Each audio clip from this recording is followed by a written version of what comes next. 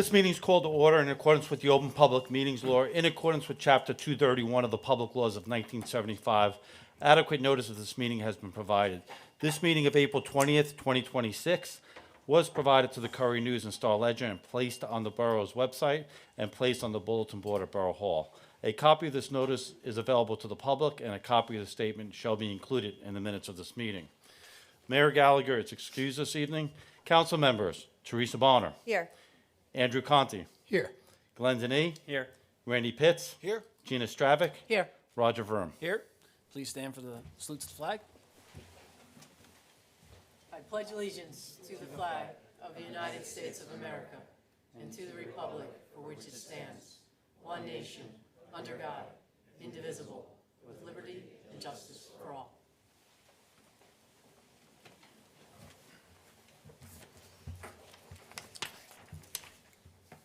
I'll go through the department notices. Effective April 1, garbage bags of solid waste are no longer allowed to be placed on the curb for pickup without being placed in an appropriate garbage receptacle. The new hauler starts on or about May 1st. In April 2026, the tax office will have extended hours until 6:30 on the following Wednesdays to better accommodate residents during the tax season. So April 22nd, April 29th, May 6th, July 22nd, July 29th, August 5th, October 21st, October 28th, and November 4th. Election District Number 3 will be moving from Somerville High School on Davenport Street to the Somerville Rescue Squad, which is 135 West High Street. Election District 8 is moved from Lincoln Hose on Warren Street to this location, the Somerville Civic Center on 24 Robeson. The Memorial Day Parade will be held on May 25th, assembling at Culver and East High Street at the Monument at 8:15 a.m., followed by the Tour of Somerville, also on Memorial Day. So obviously expect delays and detours. Committee reports. I will start with Andrew. Historic Advisory Committee did not have a chance to meet this month, but we did all get together for the zoning board meeting and talked about the preservation of historic buildings and their importance to our downtown and historic districts. Thank you, Gina. The rescue squad responded to 145 calls in March. Through this time, April, they've been dispatched for 78 calls. The Board of Health will meet the third Wednesday of May. They have been working on various things, but they will be working with the Puppy Palooza program on Sunday, doing vaccines. So they are working together with the folks at Borough Hall. So thank you to all the volunteers on those two committees for all they do. Thank you. Glenn? Great, thank you. The fire department's been very active. They had 55 service calls in March, including some outside fires, activated alarms, an elevator rescue, and a weather-related emergency. Just last Sunday on 2 Sundays ago on April 12th, the members cleaned up the training tower and participated in some other drills as well. So we thank them for their service. I know they've also been busy with some calls recently too. As you mentioned, Tour of Somerville will be held on Memorial Day after the parade. It's the 81st running. It's the premier bicycle racing in the country, and there is an enhanced community zone that will be able to, you'll find it between Bridge and Grove Street, and lots of other improvements to that. So keep your eyes out as some of the swag and other things will be coming out as well related to the Tour of Somerville. And then the Environmental Commission. We met last week right here, and we want to invite all of you to come out and celebrate Earth Day on this coming Saturday, the 25th, for a townwide cleanup. We'll be meeting at 9 a.m. on Division Street, and we'll disperse from town there, help clean up, and then come on back to celebrate sustainability with some local vendors and organizations for our Green Fair from 11 to 2, also on Division Street, come rain or shine. Additionally, the whole weekend, Friday through Sunday, we'll be instituting a townwide swap. We've done this in the past couple of years. It's helped a lot, keep a lot of things out of landfills. So if you have some gently used items that might find a new home rather than the trash bin, you can put them out on the curb, and people can take and swap them. And then anything that's left, we do ask you to bring in on Sunday, however, and find a suitable place to donate it. So environmental's been busy. Thank you. Thank you. Teresa? Thank you. So the Somerville Public Library is celebrating National Library Week all week. There will be great programs for kids and adults, ending with a concert by the Somerville School of Rock that will take place on Saturday, the 25th, from 12:30 to 1:30. The Library Board of Trustees quarterly meeting will be held this Thursday evening here at the Civic Center at 6:30 p.m., and the public is welcome to join. Thank you. Thank you. Randy? Thank you. Just a quick reminder, the Somerville Police Department is asking residents who have Ring cameras or other home security to consider registering them. This is completely voluntary. No one has access to your system. It simply helps our police know where the cameras are if anything happens and they need to follow up. You can register right on the Borough website under Virtual Community Watch. It's a small step, but it goes a long way in helping us look out for one another and keeping Somerville safe. Thank you. Thank you. From the Somerville Recreation, Senior Real Estate Seminar is going to be held on May 13th as part of the 2026 senior programming. The Frank Quinn Family Fun Ride, which is before the big Tour of Somerville race, that registration is also currently open. Pool memberships are available now, and you can register for that as well. And Junior Pioneer Baseball Clinic with Coach Nivolo will also be is also available for registration under 2026 summer programs. So with that, we have the public hearing of the 2026 budget, but we have to amend it first before we can do our hearing. So the amendment, and Paige, you can correct me if I'm wrong, is just some. Okay, that's fine. All right, so motion for the public hearing? So moved. Second. Teresa Bonner, Yes. Andrew Conti, Yes. Glenn Denis. Yes. Randy Pitts. Yes. Gina Stravic. Yes. Roger Vroom. Yes. So the public hearing on the budget is open. If you have any comments, you can approach the microphone, state your name and address. Mr. Mayor? Good evening. Dennis Sullivan, 8 South Richards Avenue. I would strongly encourage the council to adopt the introduced budget. I've been reading online and in the papers for the last several weeks about the local and school budget proposals throughout the area, and some marked increases this year. Today, Piscataway announced, and Piscataway's got a lot of ratables, a lot of resources. Their borough taxes are going up $89. Bridgewater, just to our north, again, a community with a lot of resources, is going up $151. And to my understanding, the introduced budget here called for a $27 increase. That's pretty good. And I think it's important for the public to understand that a budget for this fiscal year doesn't happen by accident. It really goes back probably several years, if not a decade. So it's a cumulative effect. So the fact that the budget this year is extremely responsible and manageable, I think is a testament to anyone that's sat in those seats since the turn of this century. So I would strongly urge you to support the budget with the necessary amendments. Thank you. Thank you. Any other public comments on the budget? Motion to close the public hearing? So moved. Second? Discussion? Roll call? Council members: Teresa Bonner, Yes. Andrew Conti, Yes. Glenn Denis. Yes. Randy Pitts. Yes. Gina Stravic. Yes. Roger Vroom. Yes. Next up, we have amending the 2026 municipal budget. I'll kick that to you, Paige. Is this on? Yes. I guess so, yeah, okay. So we just had to make some minor housekeeping changes for this amendment.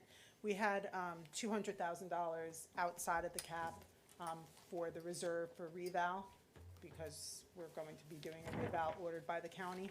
So rather than raise it in an emergency over 5 years, we are putting it in a reserve so that we don't have to do that. So we had it outside the cap, the state wanted it inside the cap. That's basically why we're amending the budget. So it's inside the cap, and then we had 3 grants that we added since we were doing the amendment anyway. And that's the extent of the amendment. And it does not change the bottom line. It does not change the bottom line. Fantastic. So motion to amend the 2026 municipal budget, item 138. So moved. Second. Discussion? Council members, I'm sorry. Are you You're ready? fine, go ahead. Council members, Teresa Bonner, Yes. Andrew Conti, Yes. Glenn Zaney, Yes. Randy Pitts. Yes. Gina Stravic. Yes. Roger Vroom. Yes. So now, with the amendment, motion to approve the 2026 municipal budget and user-friendly budget. So moved. Second. Council members, Teresa Bonner, Yes. Andrew Conti, Yes. Glenn Zaney. Yes. Randy Pitts. Yes. Gina Stravic. Yes. Roger Vroom. Yes. Next up, we have a item for discussion. This was going to be a resolution at a previous meeting, 2799-26-0420, amending Article 7, Chapter 5 of the Borough Code by adding Section 5-67, which is establishing a public art advisory board. We're open for discussion. Yes. Why is this necessary? Per our current ordinances, public art is something that falls under DSA. If it's downtown, I know we have Arts on Division, it's another organization that we've designated in charge of arts. I also generally think the government should not be dictating anything about art, and just let property owners that want to put up whatever murals or paint their house whatever colors, or put up a statue in their, it's not for us to say one way or the other how people express themselves. I'm just curious as to the need for establishing a new additional third public art advisory body in town. Certainly. And I'll throw this to Kevin because I know these discussions came up previously. Sure, thank you, Councilman. So there was a discussion adding this, changing the municipal code to include that really for several purposes. We have obviously the ARB, they focus pretty much on signage that comes in front of the planning board, so the applicant does not have to go to a full planning board meeting to do that. And their expertise is in that area, the signage. The DSA is predominantly focused within the special improvement district. We do have another arts group that's not affiliated with the municipalities, Somerville Arts, and they have their own mission as well. The idea of this was, as the municipality continues to grow, whether it be in development or whether it be open spaces or just in general, to look at areas in which we can infuse arts into either development or elsewhere, and to have the idea of the folks sitting on this would be, they would be very, very much in that space of art, whether it be sculptures, digital art, or hand art, whatever it may be. For the most part, government employees, we don't necessarily possess those skills. But the idea of this committee was to look at areas in which we can somehow add more art to the municipality. In any way, whether, and that we even talked about with this group, maybe anytime the municipality goes, anytime there is an opportunity for a development to occur, to infuse that mandate into that, whether if there is a tax incentive to ensure that those properties are putting up properties that also would engage the public from an artist point of view. But that was the idea of the committee. There's no one slated to be on the committee. The idea would be people would submit resumes, and just like we do with all our other committee, like you do with all your other committees, evaluate those resumes and determine whether that person fits fits in that category well. Yeah, that was my next question, is who gets to appoint the members of this advisory board? Is it mayor only? Is it council? Is it? So I actually wrote the ordinance, and I just followed the template that the borough form of government tends to follow. It's not mandatorily, statutorily required, but generally the mayor makes an appointment, and the governing body, the council, consents to that appointment. So therefore, if the mayor was to appoint someone that the council didn't agree with, the council doesn't consent, and vice versa. If the council wanted someone that the mayor particularly didn't want it on the boards, then the mayor doesn't make that appointment. So basically, everybody has the equal authority. It's pretty consistent with most of our committees, with exception to the ad hoc committees. The ad hoc committees are usually mayoral appointments, and the other statutory appointments, like the Board of Adjustments, the council appointments like that. So I just followed kind of pretty much how your appointment structure works in the book, in the code book. This is not, it wouldn't be an ad hoc committee. This would be a committee established by ordinance. You know, and we do, for the most part, not to get too lengthy, is there's areas that we could certainly, from a government side, you know, use some expertise in that area, a committee to kind of help guide or provide some policies on whether it be murals or sculptures and so forth. Are there any limitations to the appointees? I don't think it, I have to recall, it's not limited to, I don't think it's limited to residents, to be honest with you. Oh, there are no term Actually, both. limitations? So what happens is, it's a one-year appointment. I guess that's the term limitation. It's a one-year appointment that would be renewed every year, similar to some of the committees. I know Councilman Pitts and I talked over the weekend. If the governing body want to do staggered terms or make them 3-year terms, we can make that adjustment in the ordinance itself. Or you could establish a committee and they can make those recommendations. And could we keep it to residents? I would love to see people that have skin in the game. Sure. That would be entirely up to, yeah. Yeah, I think the vision originally was just you know, it wasn't talking about residency, it wasn't talking about, it was looking for people that are somewhat expertise in that space. And Kevin, this was also something that would be inclusive of areas outside of the SID as well? It wasn't just concentrated on downtown? That's correct. It would be a borough-wide So that's why it committee. would go beyond the DSA's Yep. review?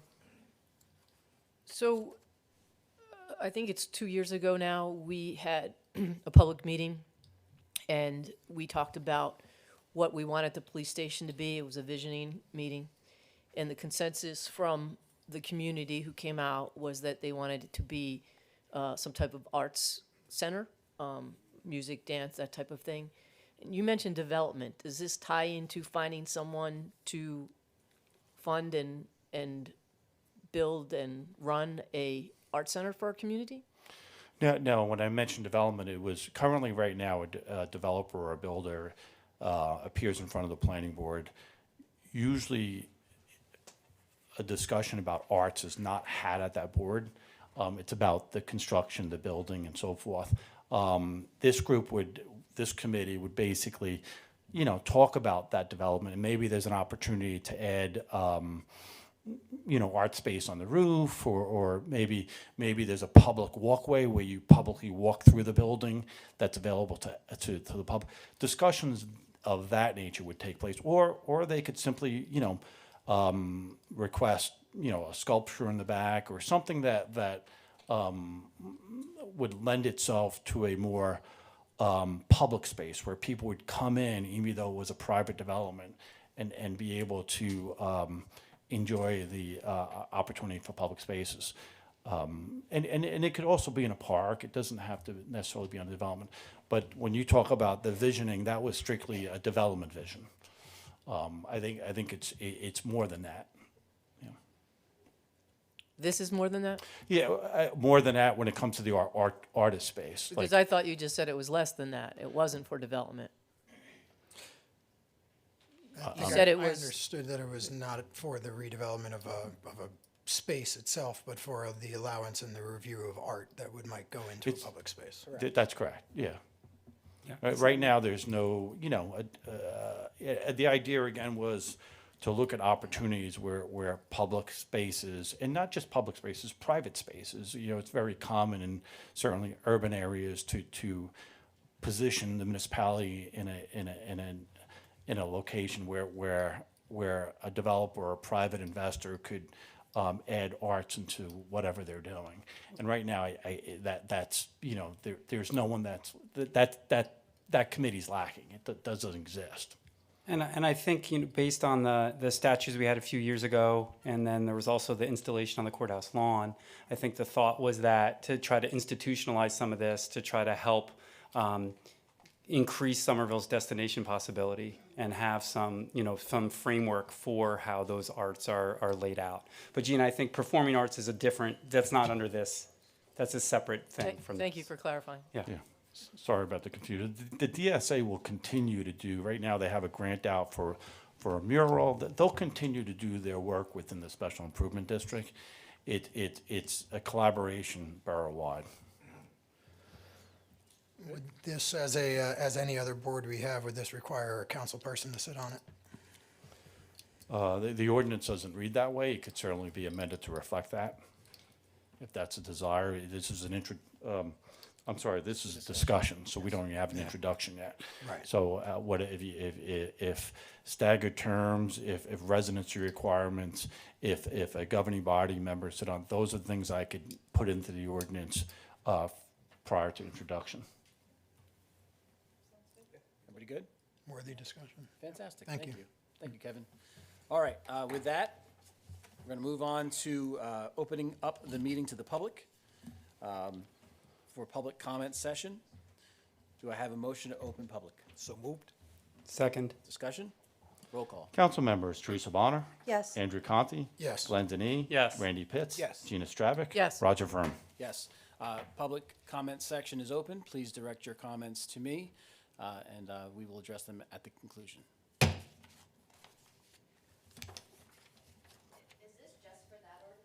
This is the open public session. So this is for everything right now. We will have public hearing on the items in number 13, but right now this is open public comment. Oh, Number 13 is the ordinances. okay. Yeah, all of the Okay. the stormwater and everything else, that's coming up. The public hearing for that is coming up. Right now, this is just the general public comments. Seeing none? Going once? Going twice? Sir? There's a lot of folks here giving, people watching on YouTube don't know. Just your name and address, sir. Sure. Timothy Cullen, 285 West Summit Street. So my question is, we've just changed the disposal company, and now the garbage has to be inside of, I'm assuming, one of these green containers. My question is, we've never really just been limited to only 2 containers. There's always the containers, plus you could have a bag next to it. What's the plan for the neighborhood, or plan for Somerville when somebody has a 3rd bag but not another container? I mean, I don't have 5 containers in my backyard. I only have the 2 that would normally allowed, and then you were allowed an extra bag. How are we disposing of that extra material if I don't have another container? So right now, this is comments, so we'll take your comment and I'll address it at the conclusion. Okay, great. Thank you. You got it. Any other comments for the public session? Seeing none, motion to close public? So moved. Second. Discussion? Council members, Teresa Bonner. Yes. Andrew Conti. Yes. Glenn Denis. Yes. Randy Pitts. Yes. Gina Stravic. Yes. Roger Vroom. Yes, public session is closed. So the cans, the whole concept behind the cans, and I know that there's been a lot of confusion out there on all sorts of, various social media websites. The display that we did a couple of meetings back was just to talk about a sturdy type of can. The bid that we put out discussed, because a lot of companies are moving to single operator and arms. Those were just, again, displays. As far as the bags go, I have a 96-gallon toter that I've had for the better part of 10 years now. There's 5 of us in my house, and I've counted on one hand the amount of times that I've had to throw out another bag. Usually what I do in those kind of circumstances, I'll just go to my neighbor and say, hey, do you have room? And vice versa. I know that I have found or I have had a text, in the middle of the night saying, hey, can I throw a bag in your trash for you there? So I understand that it seems limiting. The whole point was to show that with some of these more sturdy cans that are out there, that it would eliminate the need for that. And there are other things that we can discuss down the line. I know folks are looking for, mass disposal days and things along those lines. Those are comments that can be brought up later on. But as far as things go right now, it is 2 cans up to 75 pounds, but in all honesty, if you fill up that 96 gallon, it's going to be a little bit more than that, I would imagine. Thank you. Yeah, so the ordinance for cans was a 2024 ordinance. Yes. Which went into effect in the beginning of 2025, which the borough just didn't enforce it, knowing that it was going to change haulers. We did meet with the new hauler. The new hauler plans on operating with a mechanical arm truck on a rear load, opposed to what you see out there now. They will have 2 people on the truck. One will be driving, that operates the hydraulic arm, and one will be on the rear of the truck. Because again, the borough of Somerville does have bulk waste as well, so it lends itself to kind of 2 people. We ran through a demonstration, and like Council President said, we were able to fit about 6 bags in a can. So the ability to put in a can is greater than what you had before, or what existed before. So, but if there are those instances, as we've had before, if you had more bags than you were allowed to throw out, you do have to get a sticker for that, and the person on the rear of the truck would pick that up by hand. We don't expect, with the increased volume that you're allowed to throw out under the new ordinance, opposed to the old ordinance, that based on our history, it appears that we'll be able to get everything into the sturdy can so they can be lifted. Now, there were questions, and I apologize for taking the time. The truck lifts has a hydraulic arm that lifts the can. If the can is a sturdy plastic can and it still can't be lifted by the hydraulic arm, that will just get dumped in or picked in like the old time. So the hauler does start on May 1st. That's the plan. We felt that with the trial and everything, it appears okay. But again, we do expect some issues. There's no doubt. We will struggle with on Main Street in some of the areas that seem to still have bags on the street. We'll work through them. The people will be notified that they, during the beginning of the process, that they need to either purchase a can or put it in the can. And then we'll evaluate, and we'll communicate either via Facebook or directly to that property owner. Our plan is also, if you're throwing out something that's not in the can, there'll be a notice placed on it.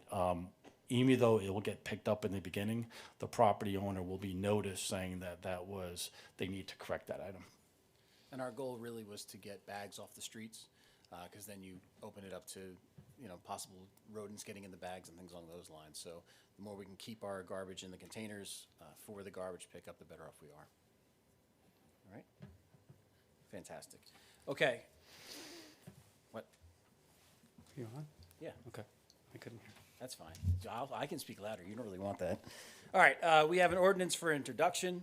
That is ordinance 2800, and it is eliminating Chapter 112 of the Borough Code entitled Newspaper Recycling, listing Chapter 1112 as it will be changed to reserved.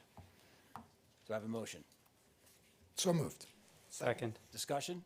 Just to be clear, we had an ordinance that said you could stack up some newspaper at the curb and we would take it. And now since the county picks everything up in their containers, we're now no longer need this provision. Councilman, thank you for clearing that up. Because the title is the title in the book, and I really can't change that. But yes, that's correct.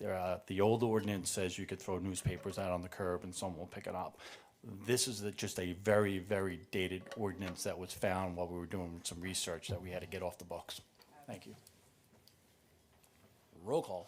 Council members: Teresa Bonner, Yes. Andrew Conti, Yes. Glenn Deney, Yes. Randy Pitts, Yes. Gina Stravic, Yes. Roger Vroom. Yes.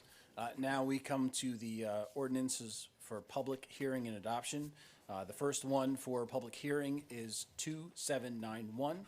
That is amending Schedule 12B of the Borough Code to add a mid-block crosswalk on Park Avenue. Do I have a motion to open public comment? So moved. Second. Council members: Teresa Bonner. Yes. Andrew Conti. Yes. Len Zini. Yes. Randy Pitts. Yes. Gina Stravic. Yes. Roger Vroom. Yes, so public hearing is open on 2791. Seeing none, move to, oh. My apologies. Name and address? Hello, yes, Jeff Kaiser, 23 Vanderveer Avenue, Somerville. So this is, so there are going to be some white lines basically going across the street. That intersection right before, when you turn from Main Street onto Park Avenue, the lines are really rough in that section anyways, and cars come, pretty quick off of Main Street onto there. Is there any consideration of maybe adding some sort of painting to that portion as well, since we're adding, doing some painting on there as well? So just wanted to bring that up. Maybe we could address that at the same time. So I can tell you, right now, a temporary paint job has been done. As a matter of fact, the lines for the mid-block cross on Park Avenue are already there. It's been already sprayed out. The existing crosswalk at the end of Park Avenue that meets up with Main has also been sprayed over again. Thermal paint will be done once PSE&G is done with the road, because with the with PSE&G coming through to rip everything up, thermal painting is expensive. So right now it has been touched up. It's much better than it's been, but right now it's just a temporary fix to highlight that there's actually a crosswalk there. So thank you for that comment. Thank you. Any other comments during this? No? All right. Motion to close public hearing on this ordinance? So moved. Second. Council members: Teresa Bonner. Yes. Andrew Conti. Yes. Len Zini. Yes. Randy Pitts. Yes. Gina Stravic. Yes. Roger Vroom. Yes. Motion to adopt? So moved. Second? Discussion? Roll call? Council members: Teresa Bonner. Yes. Andrew Conti. Yes. Len Zini. Yes. Randy Pitts. Yes. Gina Stravic. Yes. Roger Vroom. Yes. The next ordinance for public hearing is 2792, which is Chapter 149A-Stormwater Control. Do I have a motion to open public hearing? So moved. Second. Discussion? Council members: Teresa Bonner. Yes. Andrew Conti. Yes. Len Zini. Yes. Randy Pitts. Yes. Gina Stravic. Yes. Roger Vroom. Yes, public hearing is open. Please approach the mic, name and address.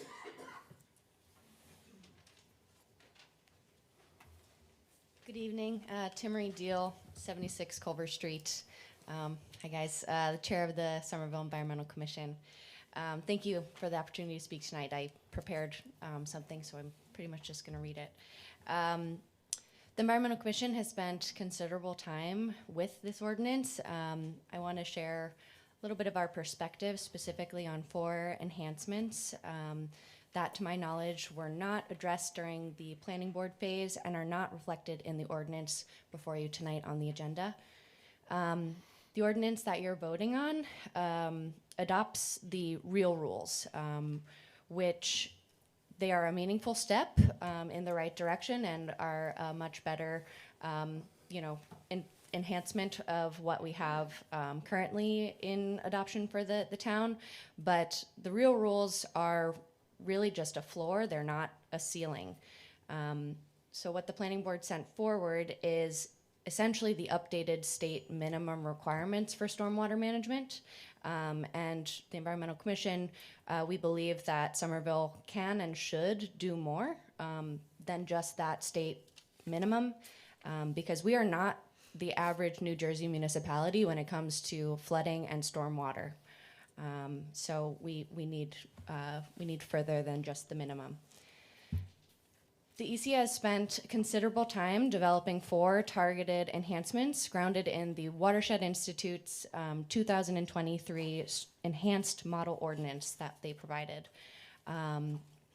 These are not broad rewrites to the whole 80-some pages of the ordinance. They are specific additions that go further than some of the state requirements, and they apply exclusively to major development already subject to stormwater review, and they do not regulate new categories of projects and do not impose any additional costs on homeowners, which is a concern for everybody. The 4 enhancements include, number 1, water quality treatment for all impervious surfaces, not just parking and motor vehicle.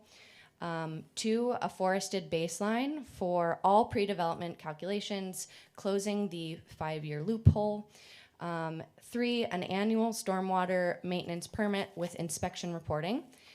And four, an expanded major development definition that covers all impervious reconstruction.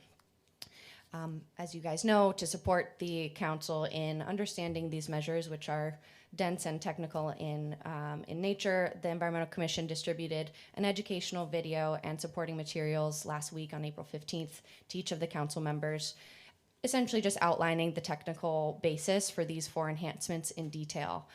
So I hope you all had the opportunity to review those ahead of time.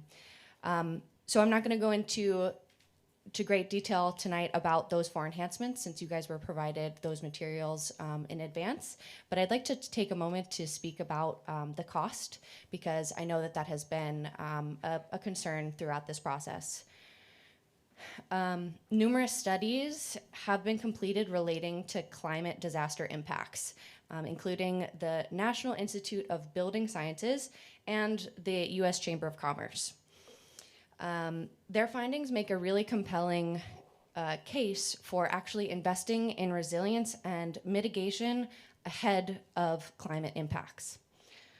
The most conservative estimates from the NIBS assert that every $1 that we invest right now on resilience and mitigation saves us $6 down the line in avoided damages, cleanup costs, and economic impact.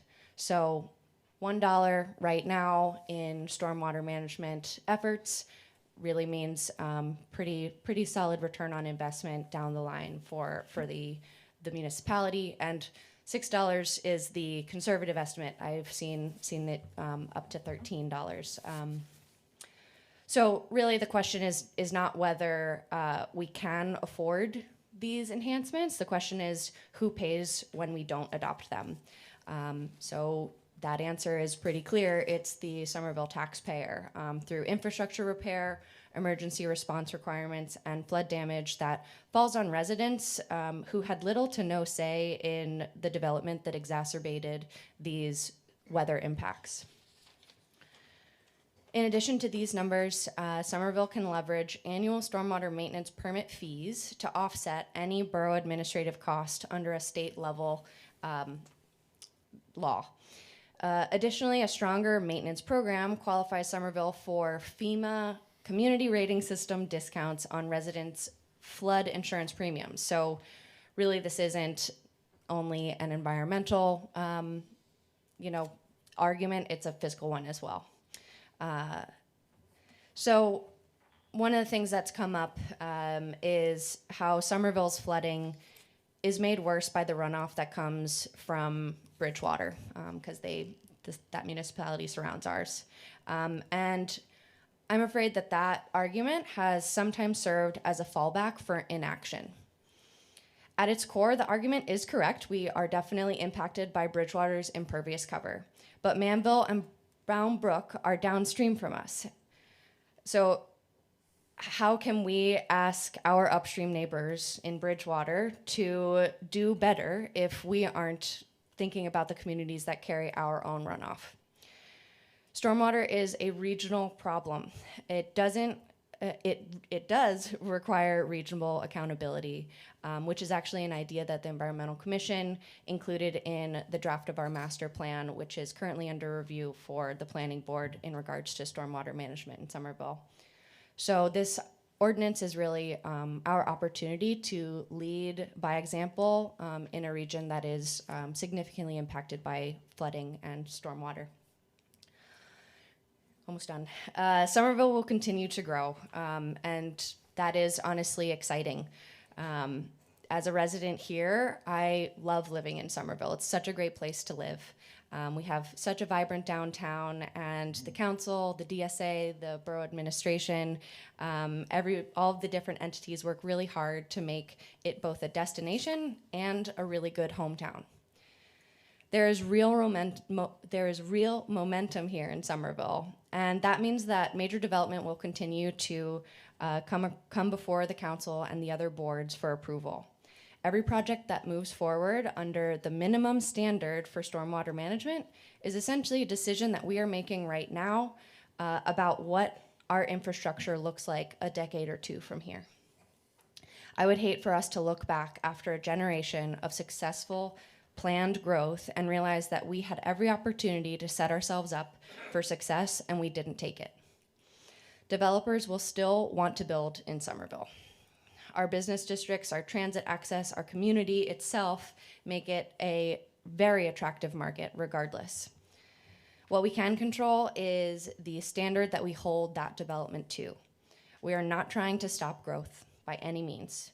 We are asking that that growth be held accountable for its impact and that it be completed responsibly in the face of weather patterns that are already changing and will only continue to do so. This is not a burden on developers. It's just good planning. So the Environmental Commission is prepared to draft amendment language for all 4 of these enhancements that were put forth last week for your review, if that level of input is requested. But for tonight, we are hoping that we can at least table the ordinance for now and work to include some of these enhancements, which we feel are very important for our community. Thank you. Thank you. Any other comments?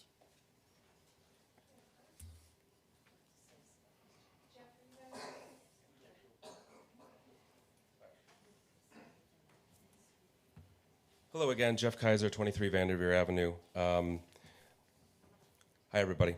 I'm the vice chair of the Environmental Commission, and I'm a proud volunteer who has the pleasure of working with some of the best community leaders back there and also watching tonight on the EC and also the Green Team, and led by our fantastic chair, Tim Marie. I hope you all watched my presentation that I sent out. I spent a lot of time on it, as the EC has spent a lot of time on it for the past 5 years. Since Ida, understanding and working on stormwater management. After Ida, I was appointed to the Ad Hoc Flood Advisory Board, set up by Councilman Roger Vroom, and that is when my deep dive into stormwater management occurred. Since then, through my education in this field, I have driven the effort by the EC to draft a well-crafted stormwater ordinance for your consideration and well-crafted stormwater educational information for you and the Planning Board to absorb. So on a personal note, these are some of the best pieces of work I believe I've done for the town, and tonight comes as the conclusion as to now have brought the stormwater conclusion, and now that you've brought the stormwater ordinance up for adoption. During this whole process, I've learned 2 major things about our borough's government and operation and about its representatives. I've learned how frustratingly difficult it is, especially on such a technical subject, such as stormwater, to try and have an organized and constructive effort between all the bodies of our government and come up with a well thought out result we can be proud of. I believe this ordinance you are set to adopt is the culmination of a government process which is not the standard we should set for ourselves. We can do much better. We should, and we will. I've learned that that's number 2, I've learned that our 2 governing bodies, the council, mayor, and planning board, save for a few people, view their decisions on stormwater through 2 primary lenses. 1, how much extra cost will this create for the homeowner? And 2, how much extra cost will this be to anyone willing to develop in Somerville? Money. Money does come to my mind as well, but after a few other things. What if you were to read and watch what the EC has said? And what if you were to fully understand and believe what it did say? That an increase in cost to the homeowner is actually the result of decreasing the cost to our developers. I urge you to read and understand the 4 amendments we are proposing and realize that the 2 primary lenses most of you, not all of you, view this issue through are actually at odds with each other. They're inversely proportional. The 4 amendments the EC is asking you to consider would not increase the cost to our residents, since they are dealing with major development. I'd like to make the case that inaction on these amendments would actually increase our cost to our homeowners and our borough as well. Inaction would result in the very thing you're trying to protect. The storms are coming again, and they'll be stronger. The rain is coming and will be more frequent. And without forward-thinking stormwater measurements, we will pay more. Then again, These amendments would likely increase costs to the corporations and people developing in Somerville. And I understand that this might make you nervous or extremely hesitant to adopt such measures, since that is your chief concern as you work to shape Somerville into a more vibrant borough. But I think it is prudent of you to weigh the costs of not adopting these four amendments. We ask that you weigh the implications of increasing the cost to developers versus increasing the cost to the homeowners and the borough, as our climate will continue to make storms more problematic into the future. Increased rainfall and stronger storms are going to result in damage to our property and our basements, furnaces, hot water heaters, washing machines, dryers, precious belongings, and damage to the borough's land and infrastructure. All of that costs money. So I simply ask you to consider the cost benefit of these amendments to the ordinance you're set to vote on. Controlling stormwater volume and pollution coming from the largest land areas in Somerville would benefit all of us at a cost we can afford. Now that we are a destination town, not a borough desperate for developers' attention. I urge you to give this matter some attention as it deserves now, rather than after another large development is built on a flood-prone area in town and after Ida makes you realize that you had an opportunity to act now before the storm rather than after. Thank you for volunteering and spending time doing what you do. I hope you will table this and consider our amendments and then move forward. And let's set a better example for how our government generates comprehensive legislation and leads on solutions to our future problems rather than following minimal standards. Thank you. Thank you.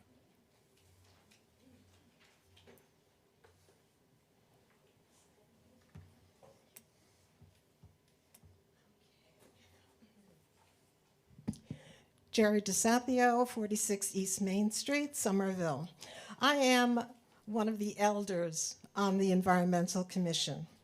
And first of all, I want to just express my joy in listening to what you've just heard and the hard work that went into this. I don't know if you're aware of the number of hours spent in this room, that room, on these issues. But what I want to say, I'm not going to read anything, I'm just going to speak from my heart. Somerville is better than just good enough. New Jersey's regulations are just good enough.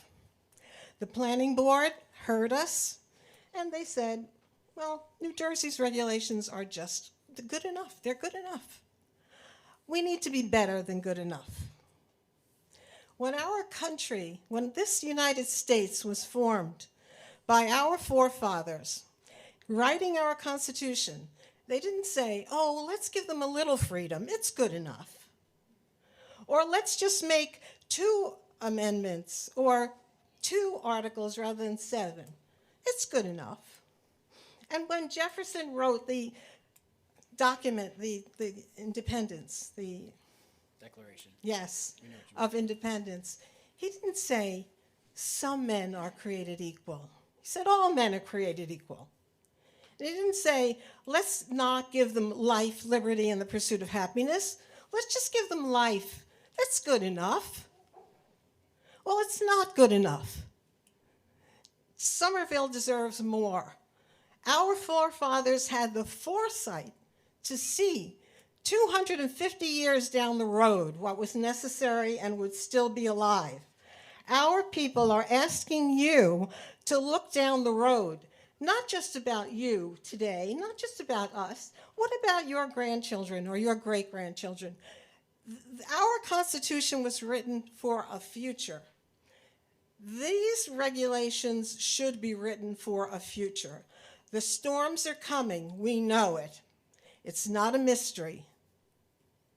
Somerville floods. Next week will be the 7th year that I have lived in Somerville. I could have lived anywhere when I sold my house. I have that freedom. I chose Somerville. Why did I choose Somerville? 1, it's a community that cares.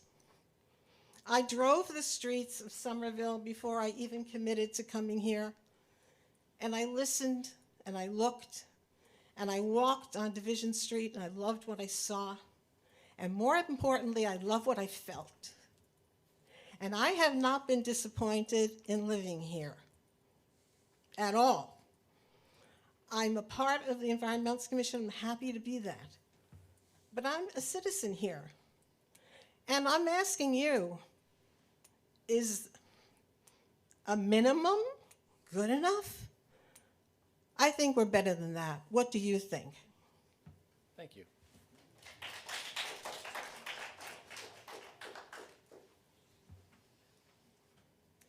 Good evening, Jeff Lamborn, 32 Lisa Terrace. Thanks, Jerry. You can kind of see where some of our fire comes from on the commission here. I hope we can kind of learn from our elders. I won't call her that, but we learn a lot from everybody that's on the commission. I'm going to push you one further direction and offer some opportunities that will cost residents money with regards to stormwater. As a part of that ad hoc flood committee, there have been many developments that have come through in the state since then.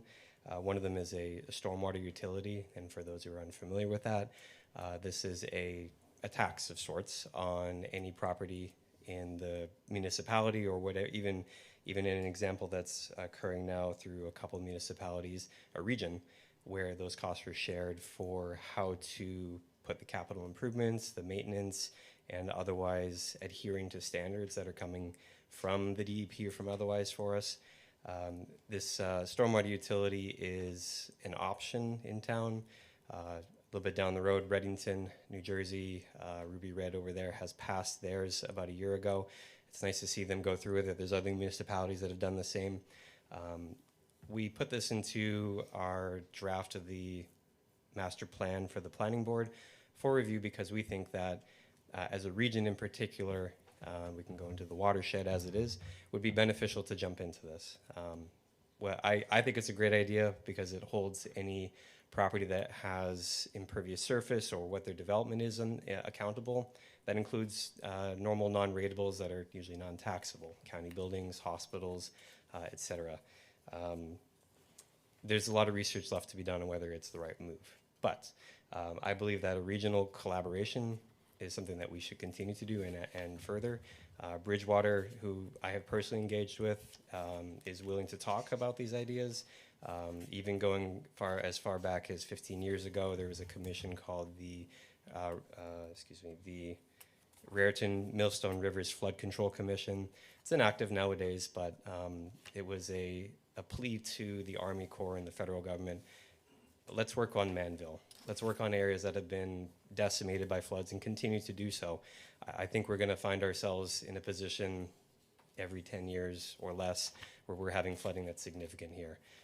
I'd like to propose that the council consider what it means to push forward to have a review of what is on the books currently for Somerville. I'll read off the communities that were previously on it: Bridgewater, Manville, Hillsborough, South Boundbrook, Franklin, Millstone, Rocky Hill, and then the county itself in Somerset.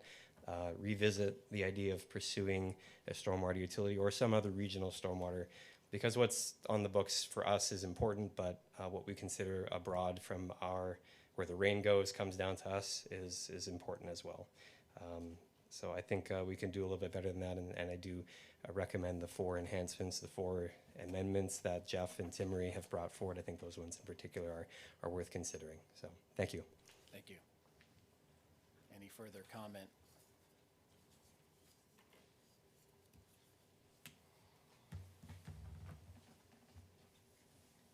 Hi, Jenny Mariana Satelius. I'm 23 Rimmer Street, Somerville.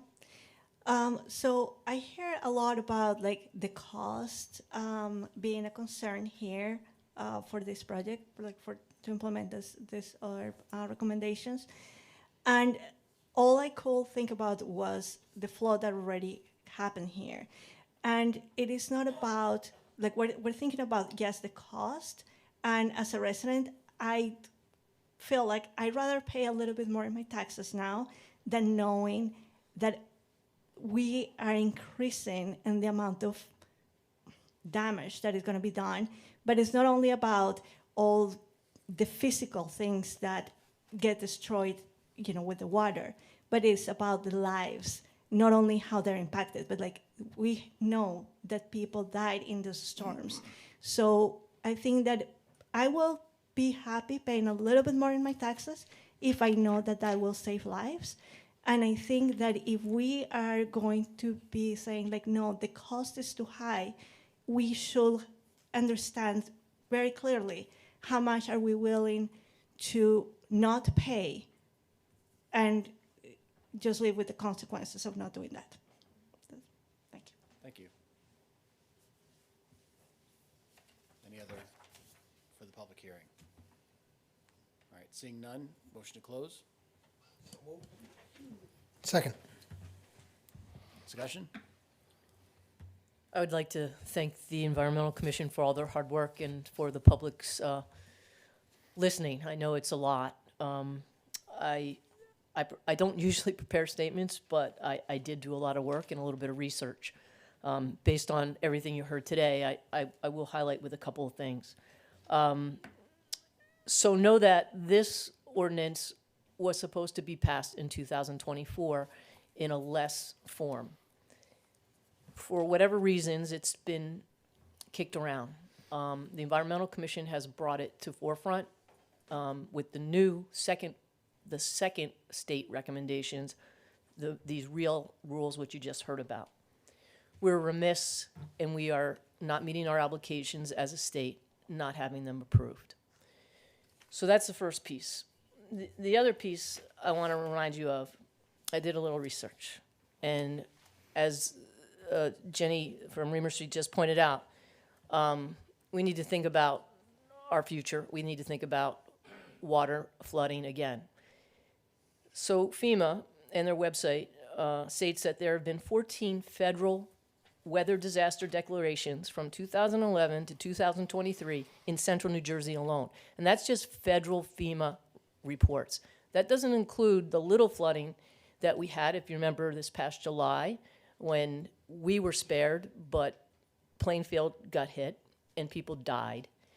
We also had an occurrence in December 2023 when our OEM had to respond for flooding in our banks.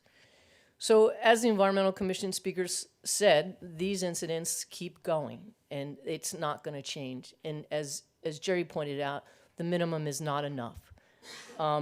And Jeff, I'm happy to approach the county again. I did speak to him when I was chairing the Environmental Commission about utilities, stormwater utilities when they first came out. And we can revisit that as things have only gotten worse.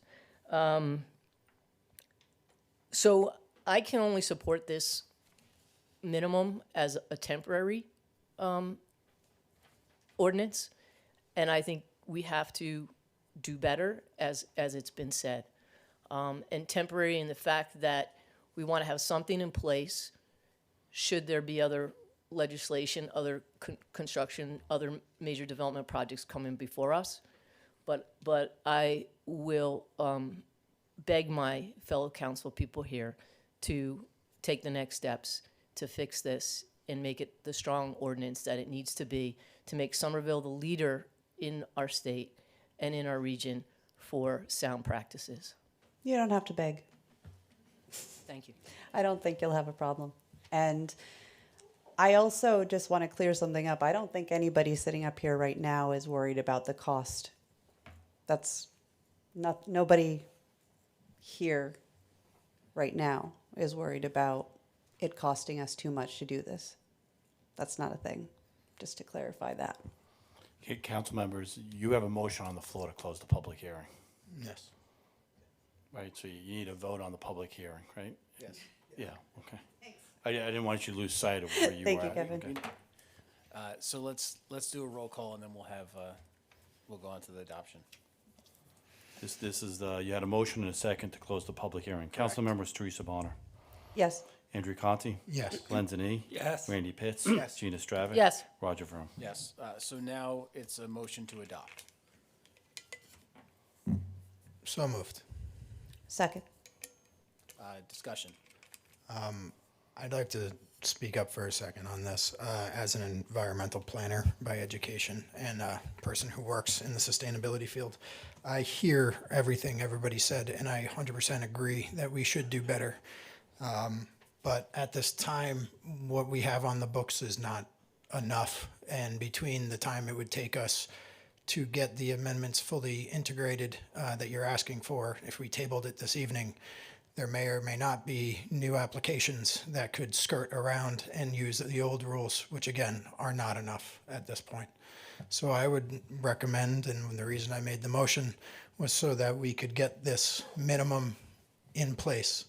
And then I think we also need to discuss enhancements to that very quickly. So my comment is merely, I hear what everyone's saying. I 100% agree and more. We need to do more to give the water a place to go that's safe and free of people.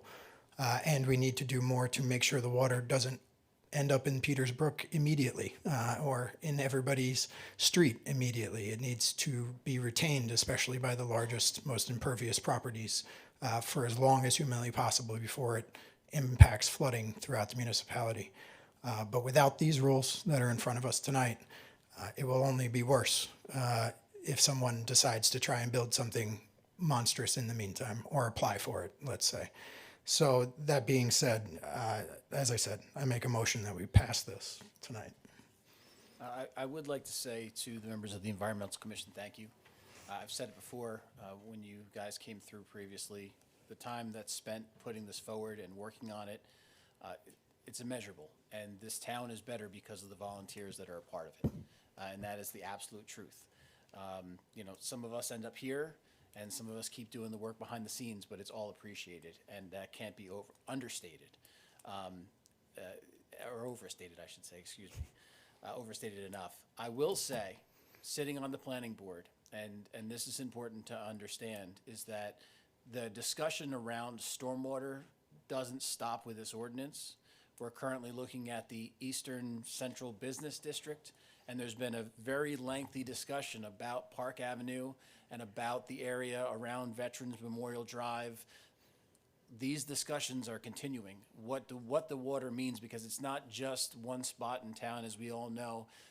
The planners that planned this beautiful borough knew what they were doing. They looked and they said, along the Peters Brook, we're going to make that parklands, and it served us well, but now we've got to think about where we're going to in the future, which was an important comment that was made before. Where do we see ourselves? So it's not just this ordinance. The planning board is considering all of these things, and I do recommend, if you have the opportunity, it's the second and fourth Wednesday of every month, meeting right here in these chambers at 6 p.m., to come out. Again, we're having these discussions. We had, at the last meeting, we had quite a lengthy discussion about what do the flood waters mean, and then what is the zoning in those flooding areas, and making sure that our books follow what the DEP classifies as those flood zones. So this is not, we're looking at one ordinance right now, but understand that these conversations are existing across everything that we're doing, because everyone at this table and at that table understands the impact that water has on our borough. But again, before we vote, I just want to say again, and I think everybody in here is a chorus of this, thank you very much for your feedback. Thank you very much for what you have to say. And all of these things are still being considered, so please do not think that this conversation is over. Yeah, we're not letting it go. Roll call. Council members, Teresa Bonner, Yes. Andrew Conti, Yes. Glenn Denny, Yes. Randy Pitts, Yes. Gina Stravic, Yes. Roger Vroom. Yes. I'd like to make a motion, a resolution from the floor to direct our planner to draft amendments based on the enhancements suggested by the Environmental Commission, and to direct the planning board to review and draft their response to us before the end of May, such that we can take this back up this summer and adopt any necessary amendments from here. Second. Council members, Teresa Bonner, Yes. Andrew Conti, Yes. Glenn Denny, Yes. Randy Pitts, Yes. Gina Stravic, Yes. Roger Vroom. Yes. Okay. Next up, we have ordinance 2793, replacing Chapter 159 entitled Taxi Cabs in its entirety with a new Chapter 159 entitled Taxi Cabs and Transportation Network Companies. Do I have a motion to open public hearing? So moved. Second? Discussion? Roll call. Council members: Teresa Bonner. Yes. Andrew Conti. Yes. Glenn Denny. Yes. Randy Pitts. Yes. Gina Stravic. Yes. Roger Vroom. Yes. Seeing none, motion to close? Not here for taxis. So moved. Second. Council members: Teresa Bonner. Yes. Andrew Conti. Yes. Glenn Denny. Yes. Randy Pitts. Yes. Gina Stravic. Yes. Roger Vroom. Yes. Motion to adopt. So moved. Second. Discussion?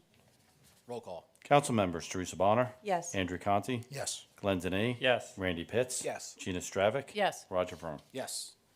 Next up, we have ordinance 2795, approving 2 amended and restated solar lease agreements and authorizing the execution thereof, including associated easement rights.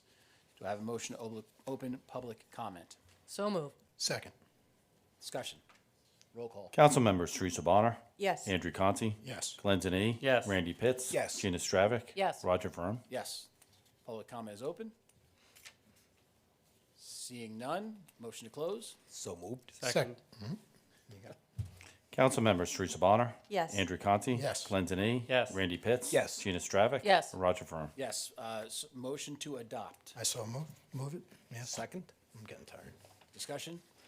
I just want to point out again that this is solar leases on the landfill to help close the landfill finally properly, and to put solar on top of it so that it can become a community solar project whereby the residences can sign up for that project and receive as savings on their bill, credit from that program from the solar energy that's produced. So not only is this going to provide a lease to the municipality, it will close our landfill with state money and money from the developer at zero taxpayer cost to the municipality, and ultimately provide the benefit of solar energy and savings on your electricity bill should you so elect to participate in the program. So just want to point out that this is a pretty big win for a landfill that's been not properly closed since 1986, as long as I've been alive. So I just want to throw it out there that kudos to all that have worked on it, Colin, for all the time that you've put into it, and I'm glad we're finally here this evening. All right, roll call. Council members: Teresa Bonner. Yes. Andrew Conti. Yes. Glenn Denny. Yes. Randy Pitts. Yes. Gina Stravic. Yes. Roger Vroom. Yes. For these next 3, we're going to be taking them individually, but I would like to ask our land use folks to come on down to the dais and just give a brief, before I open up public comment for the public hearing, I will ask for just a brief synopsis, and then we will open up the hearing to the public. So the first ordinance that will have public hearing and adoption is 2796, amending Chapter 102 entitled Land Use and Development, Article 11 Zoning, to create the Affordable Housing Overlay, AHO-2 Zone on Block 153, Lot 4.22 in the Borough of Somerville, and provide appropriate development regulations therefore. The block and lot, Kevin, are for that one, 153. for 2796. Block 153, lot 4.22, but that's the, What address is that in town? well, I apologize. I know you have the Mountain Avenue property, you have the Granites building, and you have the Bell Avenue. I'll just have to look to see what order they're in. Okay. Sorry, no, that was off the cuff. Kevin, 2796 is the Mountain Avenue property. Great, thank you, Mike.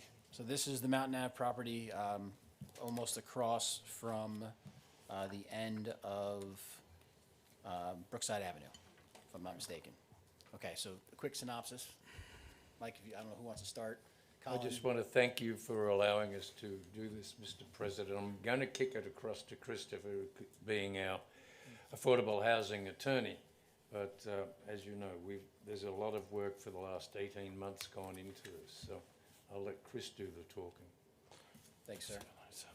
Council, good to be back. Christopher Zingaro, Raynon Coughlin Mancello, your Affordable Housing Council. I'll try to keep this relatively short.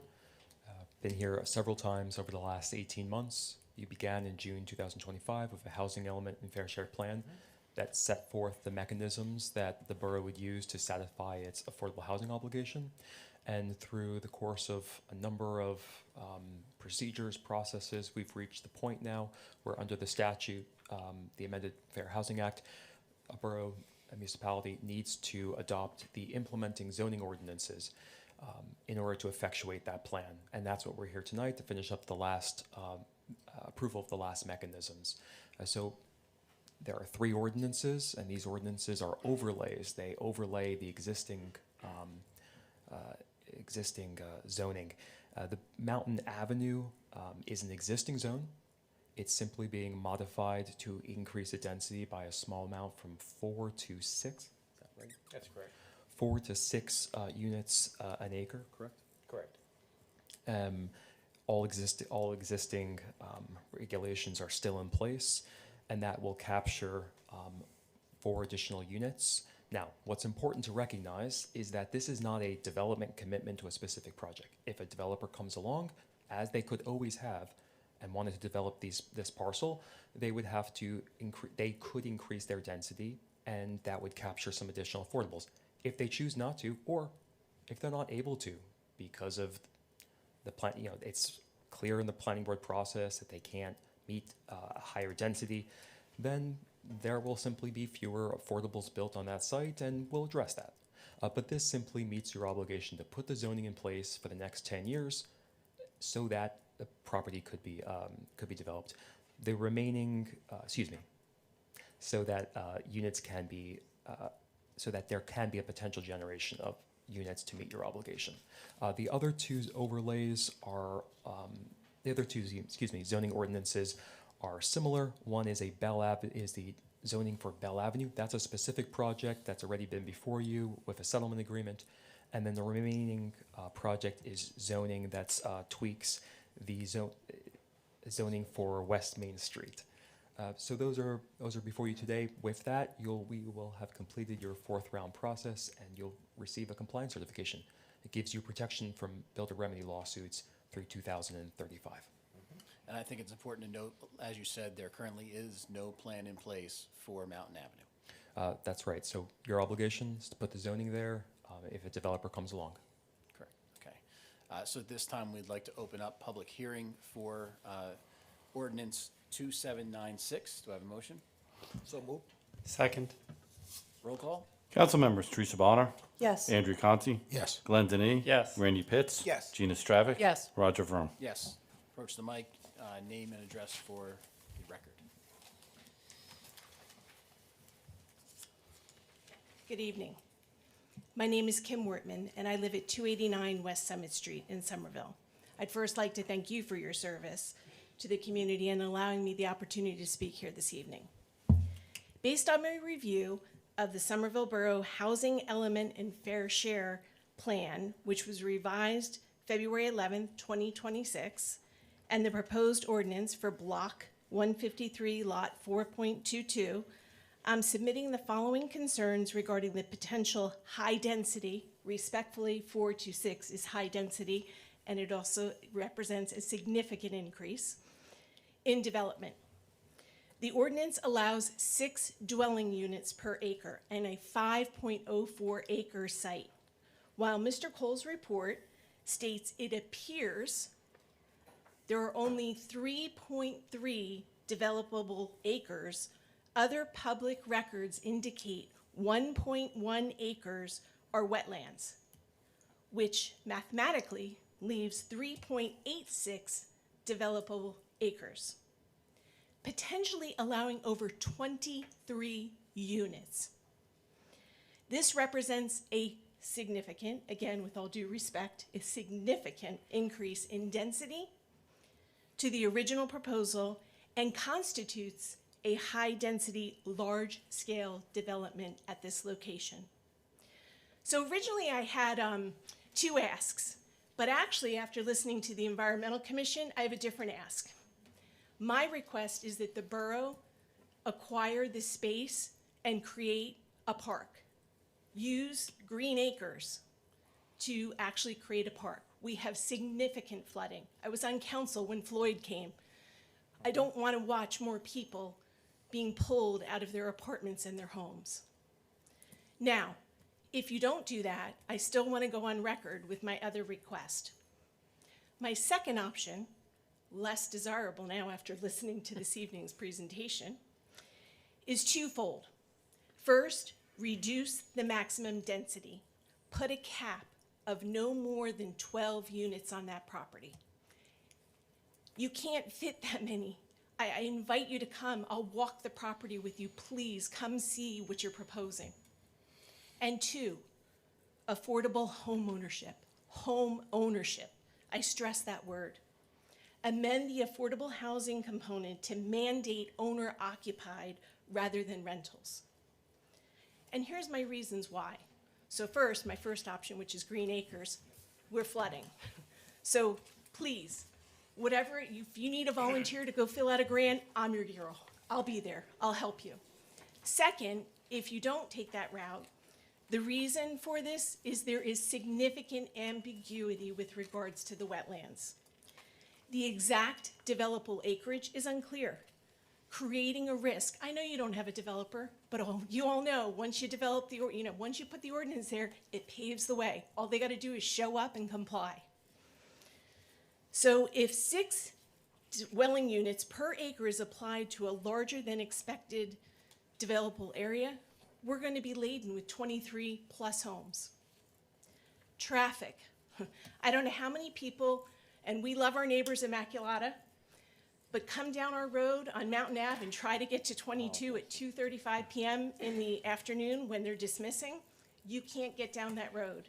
It's a game of chicken trying to get around, and you watch folks going in the other lane. So this particular property at 165 Mountain Avenue will exit onto Mountain Ave. So that actual density is going to pour out on top of children who are coming out of school and individuals who are coming off of 22 and out through town. So further density is only going to exacerbate this safety hazard. Infrastructure stress, oh my. The local sewer system, it's already strained, with residents, including myself, experiencing necessary infrastructure replacements. I just went through it a month ago. It was horrific, and 3 of my neighbors have as well. Adding high-density units will further overburden the system. Furthermore, I don't know if you've ever been in that neighborhood, but the surrounding streets don't have sidewalks and limited lighting. This is going to add to an unsafe condition for our pedestrians and our children who ride their bikes in that neighborhood. And lastly, I know I talked about the affordable housing, but in terms of housing mix, given the numerous high-density projects, everyone spoke about it, great place to be, everyone wants to live here. We have lots of rental properties. I would encourage you, if you pick option 2, which I like door number 1, which is the green acres, and I'm going to continue to stress that, is the affordable home ownership ensures a mix of housing opportunities for all our residents. Thank you for your consideration. Thank you.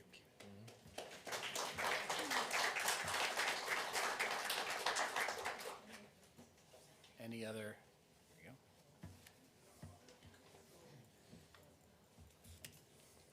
Good evening, Henry Hughes from 6 Prospect Drive. Ma'am, you took almost all of my available data, but just one thing to add. I did provide, for the record and for your viewing, Exhibit A, which is a document outlining the plot and the wetlands there. So just to add there, 40% of that tract is deciduous woody wetlands, which does have a 50-foot setback requirement. So it's not 3 acres. It comes out to be about 1.44 acres of developable land if those setbacks are maintained, putting the density closer to 20 units per acre rather than the 6. If you were in some way to get a total hardship relief and have those setbacks set all the way back to the line, you're now looking at a 10 lot per acre density, which now not only are you going to have that increased density on that site, you're further stressing the wetlands, further stressing that with those impervious surfaces. So I won't belabor the point. Just the only additional thing that I'll add is these quotas that we're provided with as our number of units. Somerville should not accept this as a done deal. There are several of our neighbors that have had these quotas adjusted based on improper land allocation. Hillsborough is in the process of looking to get their quotas reduced by 50%. Bridgewater has had their quotas reduced by 11%. And Raritan has also had significant reductions in their quotas of this affordable housing. And it's not in opposition to affordable housing. It's to provide the fabric of this community to as many people as possible and not have it destroyed by completely changing the density of our neighborhoods. Thank you.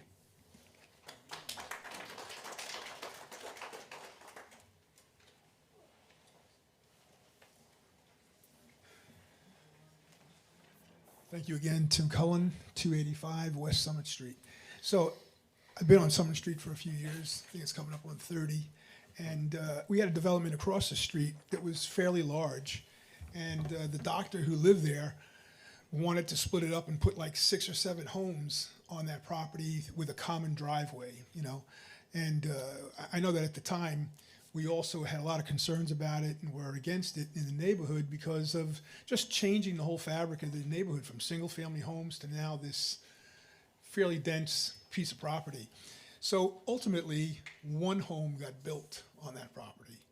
But I will tell you, from living across the street, firsthand knowledge, when I used to walk my dog in front of that new home, that poor person who owned that house must have had 4 generators in the basement pumping the water that was filling up his basement on a daily basis, whether it rained or it didn't, from the water runoff. And it was coming out to West Summit Street. As you would walk along, for the longest time, I thought there was going to be a sinkhole on Summit Street at any particular time because you could physically see what the water was doing to the road where his sump pumps were pumping it out.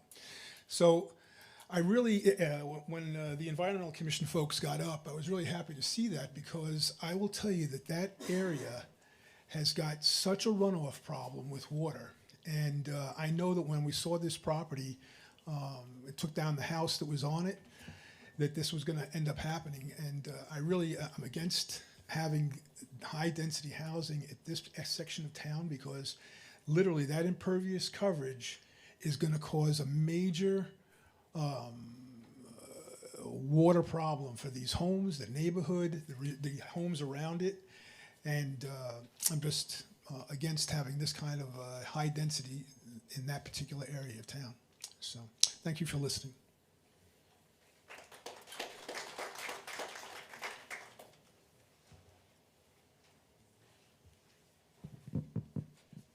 Peter Roos, 190 North Meadow Street. Everyone here has stolen my thunder here, so I would like to just parrot everything that they said right back at you. One of the things, though, on this whole thing is additionally the concept plan included as Appendix F of the revised February 2026 housing element shows a proposed disturbance area of just 2.7 acres. The borough's own documents consistently point to net acreage, yet the ordinance says gross. Maybe we could clarify that too. Thank you. And I don't think anybody is opposed to affordable housing. It's just the density thing that's got everyone up in arms. Thank you.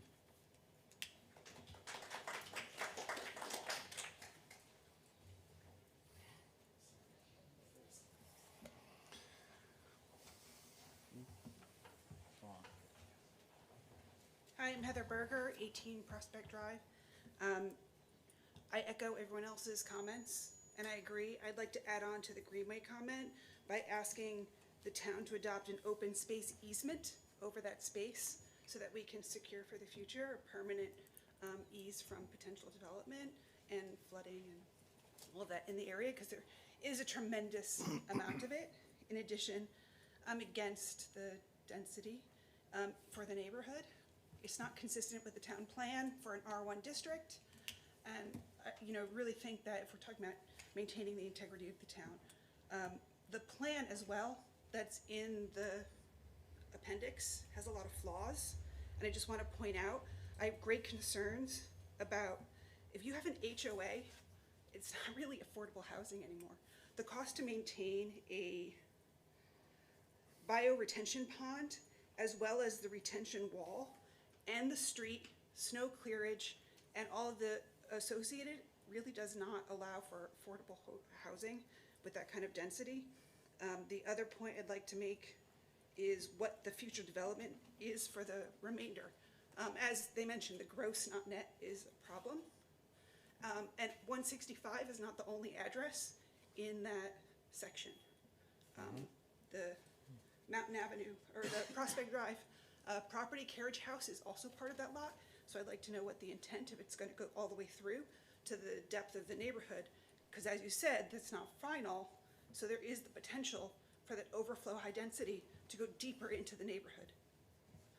As well, the tree canopy is an issue. There's a lot of old growth trees, and there's a significant amount of tree canopy in that area. So raising all of that for new development, I think would be a huge detriment to the community.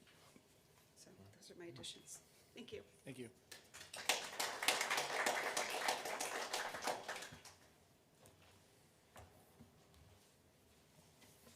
Good evening, Rick Proctor, 2 Prospect Drive. Everyone else has pretty much said everything, but I just want to note one thing. My property is right behind that property that we're speaking of. I backed right up to it. Recently, I tried to extend my driveway, go through permitting to extend my driveway. I asked if I could use stone, just extend it like 30 feet by 10 feet, and I was denied because of impermeable surfaces and stuff like that. This property, like Henry pointed out, could add 20 properties, which could be 20 houses, 20 driveways, 20 decks, 20, just covering that over. I don't understand how, and I'm not asking you to answer this question, but the flooding in that area is terrible, and that's why they wouldn't allow me to put stone down, and stone is permeable, or like the water can go through stone, but it's not gonna be able to go through all this. I also like to point out, as you said, the properties right across from Brookside Apartments, which, as we know, that floods all the time anytime there's storm issues, and Petersbrooks is right there. Adding and developing this area is just going to continue to make that, flooded even worse. So I just wanted to add that because I'm right there and I see it happen all the time. So thank you. Thank you.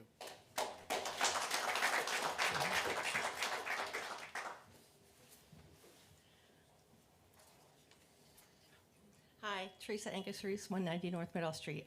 Everybody did such a great job and basically said everything I wanted to say, but I just had a couple of things. I had looked at about the potential for tax assessments, and I'm going to read to you. In summary, this is a summary. Zoning changes can lead to an increase in the tax basis of properties, resulting in higher property taxes.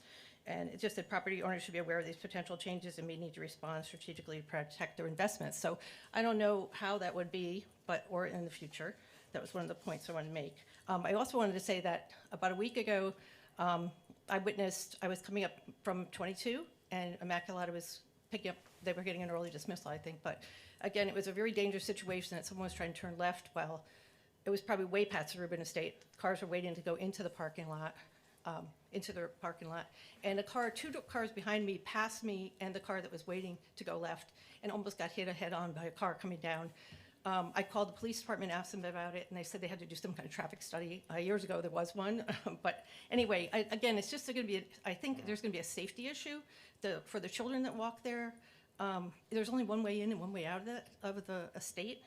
So I just wanted to, Kim already touched on that, but I just wanted to say something about that.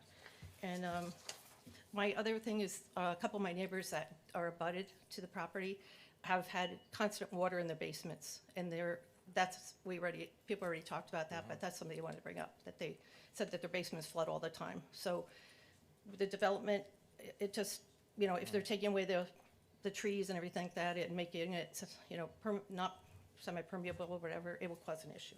But I just want to go on record that, that I'm not opposed to affordable living, but a density will be a problem. Okay, thanks. Thank you.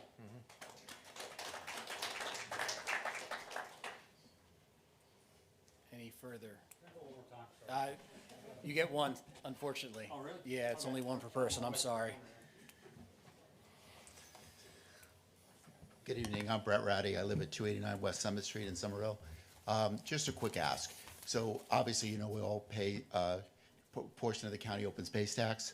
So I'm not sure the last time the borough received funds from that particular tax, but I would ask if you would be kind enough as the council president to reach out to the commissioners at the county to see if there's any way that we could acquire that space through the Open Trust County Tax Fund. I'm sure we don't have a big enough trust fund at the local level to accommodate that ask, but I was wondering if you could approach the county and see if we could purchase, or if they could purchase that property on our behalf, or even consider eminent domain at some point if that's a possibility. Thank you. Thank you. Any further comment on this ordinance? All right, motion to close? Second. Council members: Teresa Bonner, Yes. Andrew Conti, Yes. Glenn Denis, Yes. Randy Pitts, Yes. Gina Stravic, Yes. Roger Vroom. Yes, so I will say that, obviously, we hear what you're saying, and I think it's important to go back to the testimony from Mr. Zingara, is that anything that would be built on that property would have to follow all of our zoning guidelines. And that refers to wetlands, and that refers to all of the other different things that would come before the planning board, for example. The planning board would still hear this application if it was a conforming use, depending upon the size. And again, there is no plan at this point, and I think that's the most important piece. But as far as traffic studies, it's part of planning. You have to present a traffic study to the planning board, and they consider that in the application. Stormwater management is part of your planning board application. Density is part of your planning board application. And that is the key thing that I do want to make sure that everyone understands, is that it all goes through that process. And just because it says that there can be a certain density in there does not mean that it'll necessarily make that density based on the environmental features of that piece of property. And I think that that's an important piece. Mike, would you like to speak to? Yes, thank you, Mr. President. The density, the zone stays intact with the only exception, it's single family, same bulk standards with the exception of the density. And the borough frankly has no control over the density because the COA round 3 minimum presumptive density is 6 units per acre. So it has to be 6 units per acre. Right now it's 4. So to back this up, it's the only developable lot in round 4 identified in the vacant land analysis. Since it was identified as vacant land, you have to come up with a plan to address that. So that's why the borough had it on the fair share plan. So the density right now, the R1 zone is roughly 4 units per acre, 10,000 square feet. The R2 is 7,000, roughly 6,000, 7,000. So the borough has no choice but to change the density because the COA round 3 rules require 6 units per acre. So that's where the 60 units per acre came from. Now, regardless, the stormwater management, the wetlands, the flood hazard elevation, all that stuff has to comply with. RSIS, everything has to comply with. Traffic, everything. Regarding the question of homeowners association, it's typical that any development here, but it's 4 units, 7 units, 12 units, it's going to have storm runoff. That runoff has to be treated on property, and it's common to have a homeowners association and take care of the storm management facilities. So it's envisioned that they're fee simple lots, single family, with common space. The common space is going to have some type of stormwater management, hence the reason for a homeowners association, to maintain the common ground. That's why that language is in there. But the language is identical with the existing bulk standards with the exception of the density, and the borough has no control over that density. It has to be 6. It can't be 5, can't be 4.5, it has to be a minimum of 6 units per acre. So what you have in front of you is the minimum requirements by the statutes in front of you that's required, and it's still single family, it's not multifamily. It maintains the integrity to the extent possible in the R1 single families. And back to, it says 4 units, the housing element fair share plan says you round up. So if you have 12 units, you're going to generate 3 units of affordable. Why? Because it's more than 2. 2.1, 2.2 goes to 3. So it says 4, but in reality, if it's 9 units, is going to be 2 units are affordable. It's going to be 20% of whatever ends up being developed there. And what's going to be developed is, we don't know, but it has to follow all the statutes that we're all aware of. Correct. And I think there was another comment made about whittling down our numbers.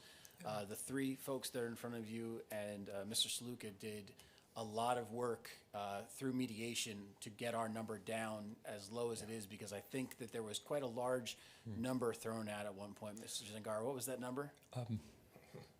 Well, I'll just quickly say that numbers were recommended by the state. Right. We started there, and then municipalities like the borough that have an insufficient amount of developable land have the opportunity to take a vacant land adjustment, and that substantially reduced what you affirmatively have to plan for.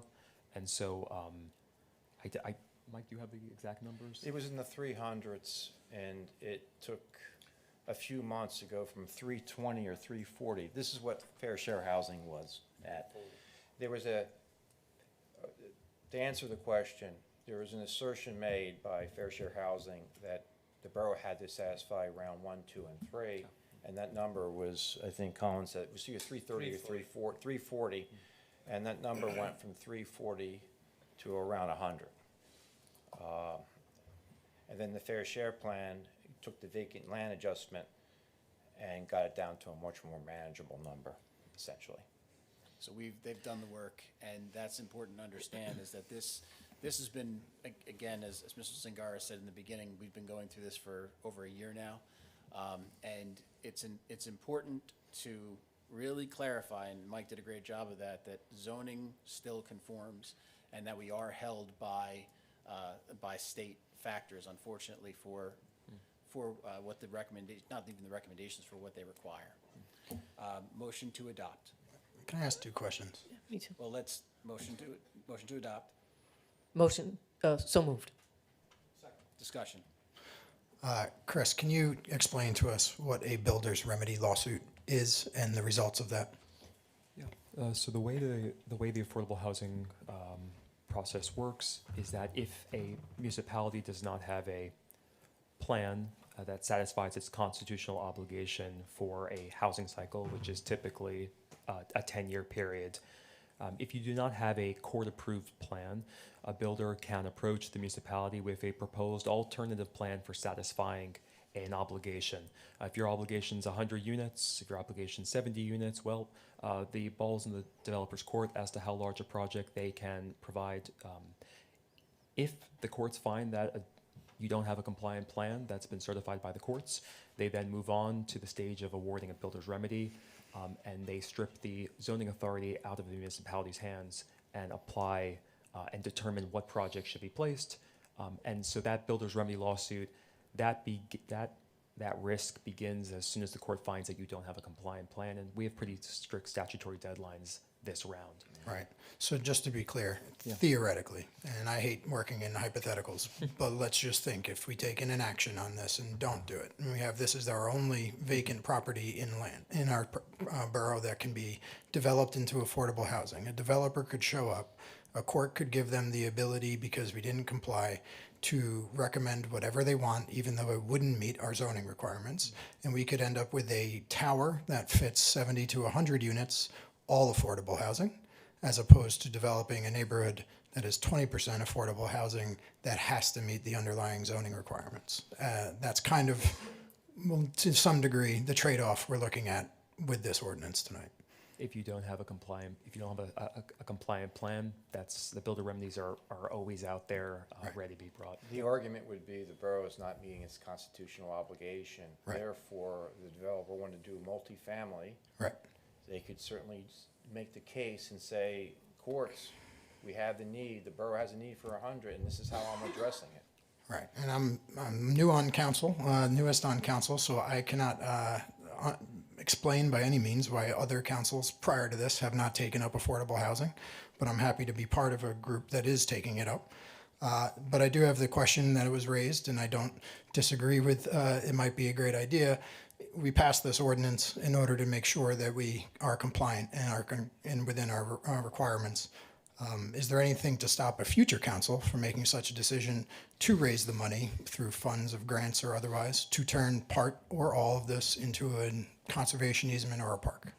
Just to give the really fair legal answer, it's a very complicated process, and I only say this, there's going to have to be a lot of moving parts.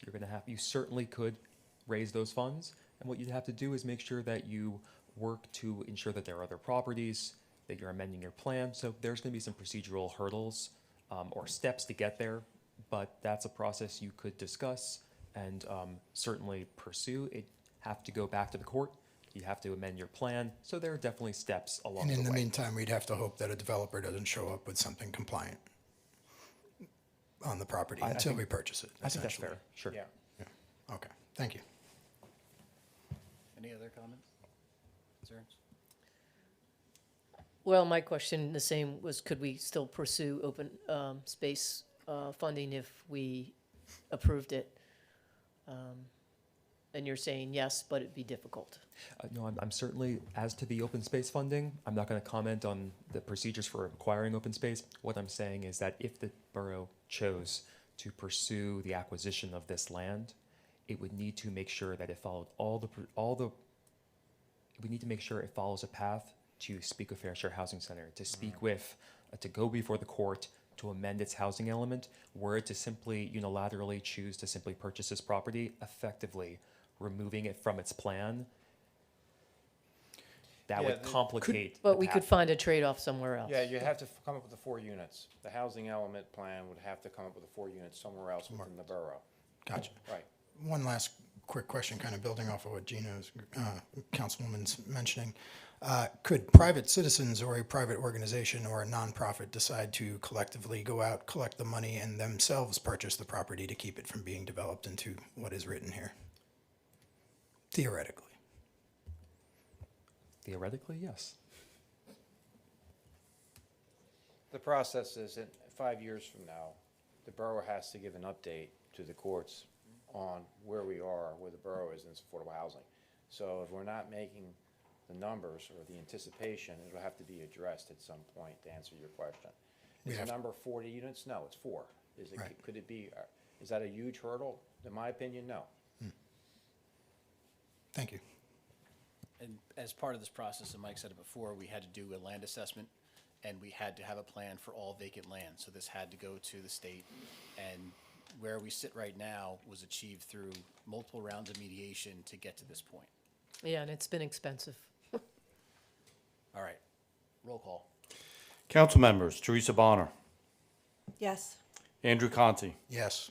Glenn Denny, Yes. Randy Pitts, Yes. Gina Stravic, Yes. Roger Vroom. Yes.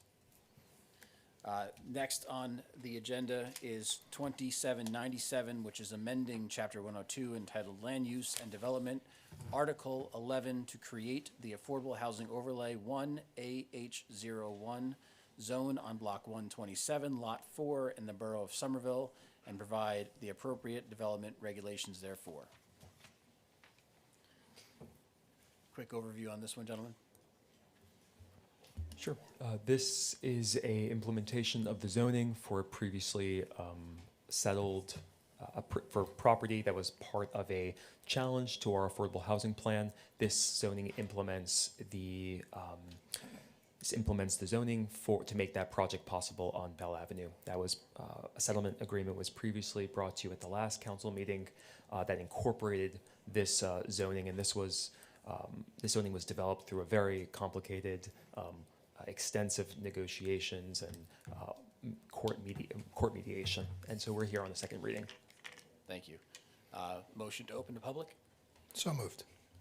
Second. Roll call? Council members, Teresa Bonner, Yes. Andrew Conti, Yes. Glenn Denny, Yes. Randy Pitts, Yes. Gina Stravic, Yes. Roger Vroom. Yes, public section is open. I'd like to approach the microphone.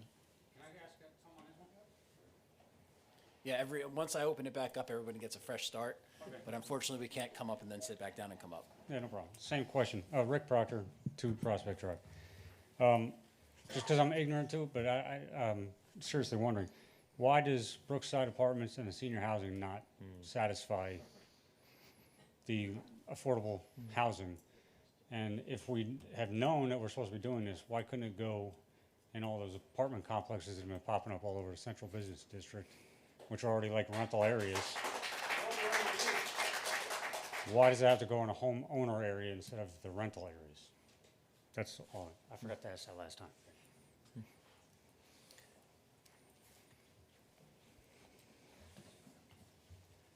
Evening, Jim Gilroy, 53 North Middle. Apologize, just came from the fields, obviously. So sorry for you're wearing suits. The problem, and I know the state's making you do it, but you're changing the rules. We bought houses in single-family zones and never dreamed that you guys would change the zoning in the towns, right, in the places that we lived. And now we're dealing, I bought my house, I knew Middle Street was the Daytona 500. I get that, right? I have a backyard. Bell Avenue, there's a church on Middle. Good luck getting down Bell Avenue on a Saturday because they have church on Saturdays on that church, right? It's a one-way street. There's a daycare behind my house. Did you guys know that? Right? I know it's renters, and we're just talking about, everyone's here talking about 4 houses on Mountain Avenue. I'm talking about 38 more properties, 80 cars on a road like Bell Avenue, and you're not even putting it out to Middle. Planning put it out to Bell Avenue that does not have the infrastructure for this. I know it's the record and you're being forced to do this. I'll just simply say, I'm looking through the ordinance, and it said that you're adding these units and then you're putting in 10 chargers, EV chargers, right? So I'd ask you to look at that, because not only is Bell Avenue now going to be incredibly congested, but now PSE&G is going to come and uprate my 14 kV that's out in front of my house, knock down those poles, and probably put in sub-transmission 69 kV because you're requiring me to put the EV chargers in. Like, these things have consequences, and it's just very hard. And this neighborhood is not like, I don't mean it in a bad way, like, the Mountain Avenue neighborhood. I got renters. I have elderly people. And we're not up here screaming, but it's just very hard when, I guess, the rules are changed from the beginning. And I mean, my wife said, call Pat Kelly. So I hope I'm still wearing orange later. Thank you very much.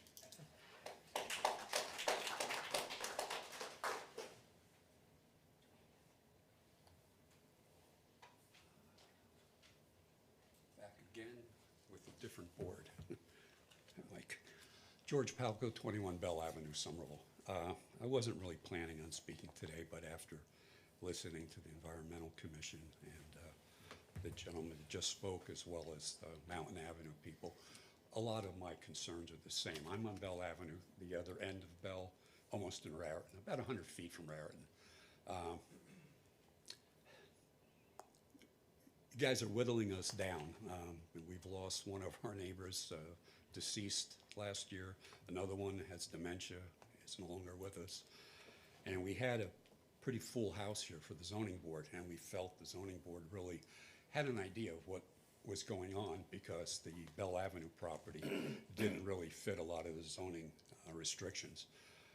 Too dense, buildings too tall, a whole lot of different issues. So first I have a question. After this, where does this go? Does it go back to the planning board?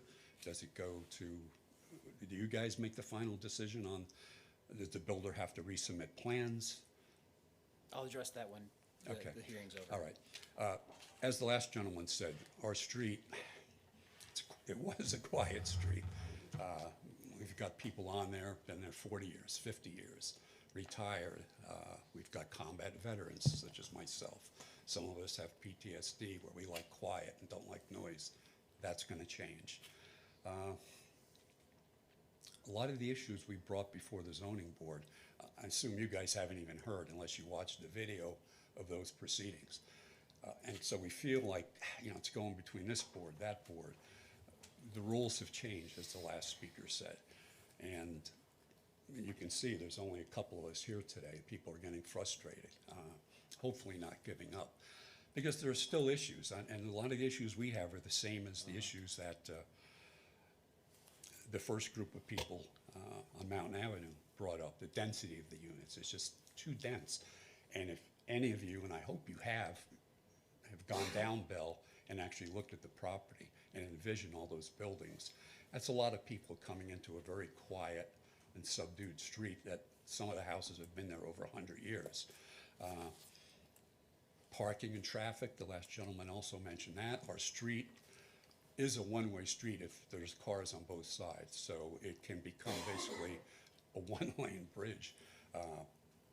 You know, I looked and followed very closely the reports that Mike had done and the developer's initial plans. And of course, they always paint the rosy picture. It's only going to be this many cars. Well, they're kind of using like 1955 stats that, you know, the wife stayed home and cooked and the husband went to work. Those days are gone. Not accounting for visitors on a Sunday or holidays. You know, we really don't want our street packed on both sides, which I think is going to happen. You know, and then seniors look out the window at night and if they see cars in front of their houses, I'm not calling myself a senior by any chance, but some of the neighbors are. And, you know, they get a little worried, like, why is that car there? I don't remember that before. We have issues with the water remediation. The mayor himself has been to my house on Bell. I brought into the zoning board 13 by 19 pictures that I blew up of our street during not only a hurricane, but a tropical storm. It's underwater. Our sidewalks are underwater. My backyard is an actual lake. I mean, it is almost up to my house. So I'm paying for flood insurance, even though I'm not in a flood zone. Hundreds of dollars a year just to be careful. We've got issues with, toxic dust from demolition. The developer says, it's all cleared out. Do we trust him? I never quite do. I mean, they have experts, but I worked in the court system for a lot of years, and the prosecution has an expert witness. Defense has an expert witness. Both experts, two different opinions. So we want to make sure the town really checks that closely. We don't want to hear years later that, no, you were breathing in toxic dust from demolition.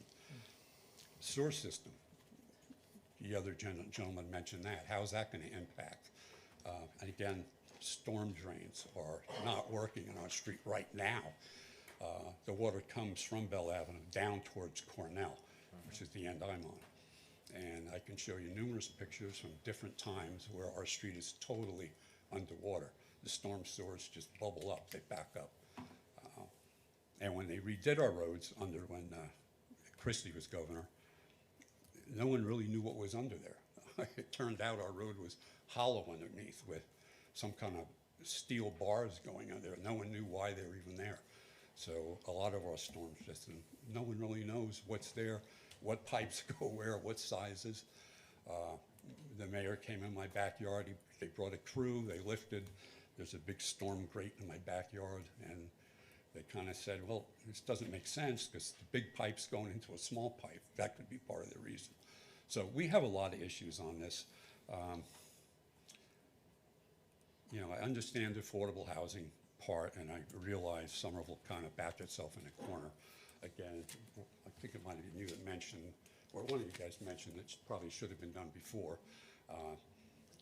Maybe with the city that's behind us. So, but it's not to be. So to go back to my original question, where do we go from here? Like I said, at the end, I'll go once everyone has a I'm chance to done. speak. Okay, thank you. Appreciate your time. I got it, George. Okay, thank you.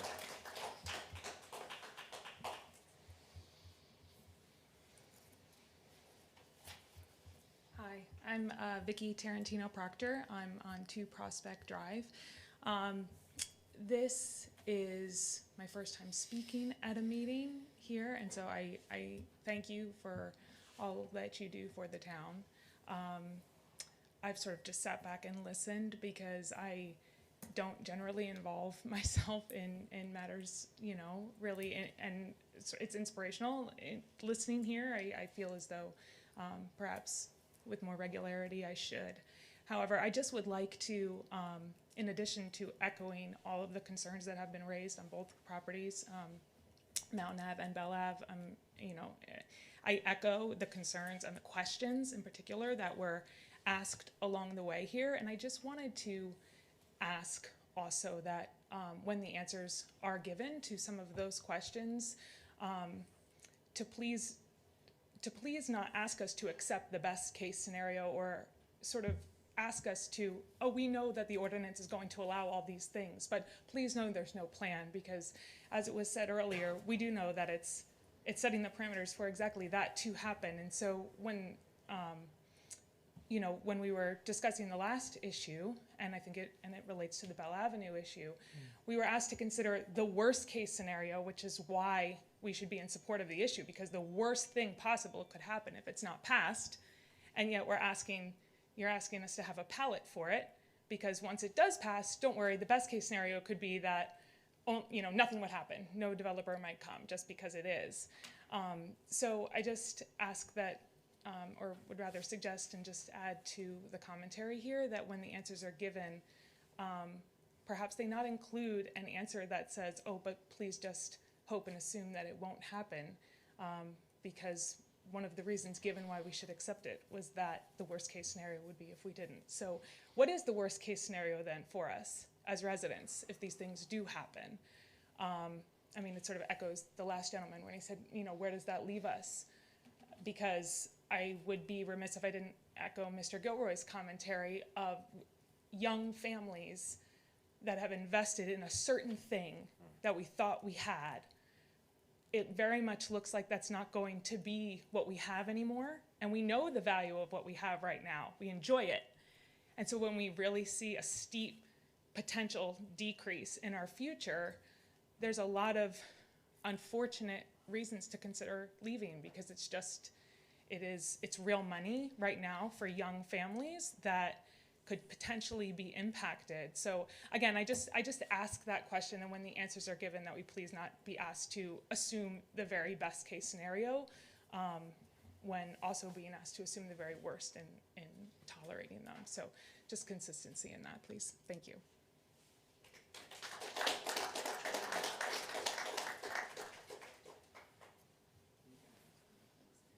Motion to close?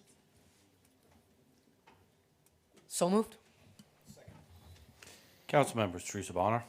Yes. Andrew Conti. Yes. Glenn Denny. Yes. Randy Pitts. Yes. Gina Stravic. Yes. Roger Vroom. Yes. So I will say, to the last comment, the takeaway that I think for myself that I wanted everyone to understand is that there are zoning regulations, and that's really the big piece of this. That, referring back to the previous ordinance that we passed, has to conform to zoning. The one that's in front of us right now, this plan was created through mediation. So this went to the courts. It was through mediation that it came to this. And since it was brought up that it was at the zoning board, it is no longer going to be going back to the zoning board. It will be going to the planning board from this point forward. But I will let Mike talk about the concessions that occurred from the original plan that was heard at zoning to what currently was approved through this mediation.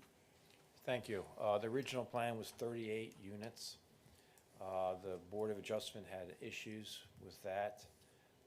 The original fair share plan envisioned 30 units to take the two buildings off. The planning board was comfortable with that, and as Chris entered this, we went through a very lengthy mediation program, and the settlement was 34 units for sale with the option of the developer either rental or for sale for the additional affordable housings.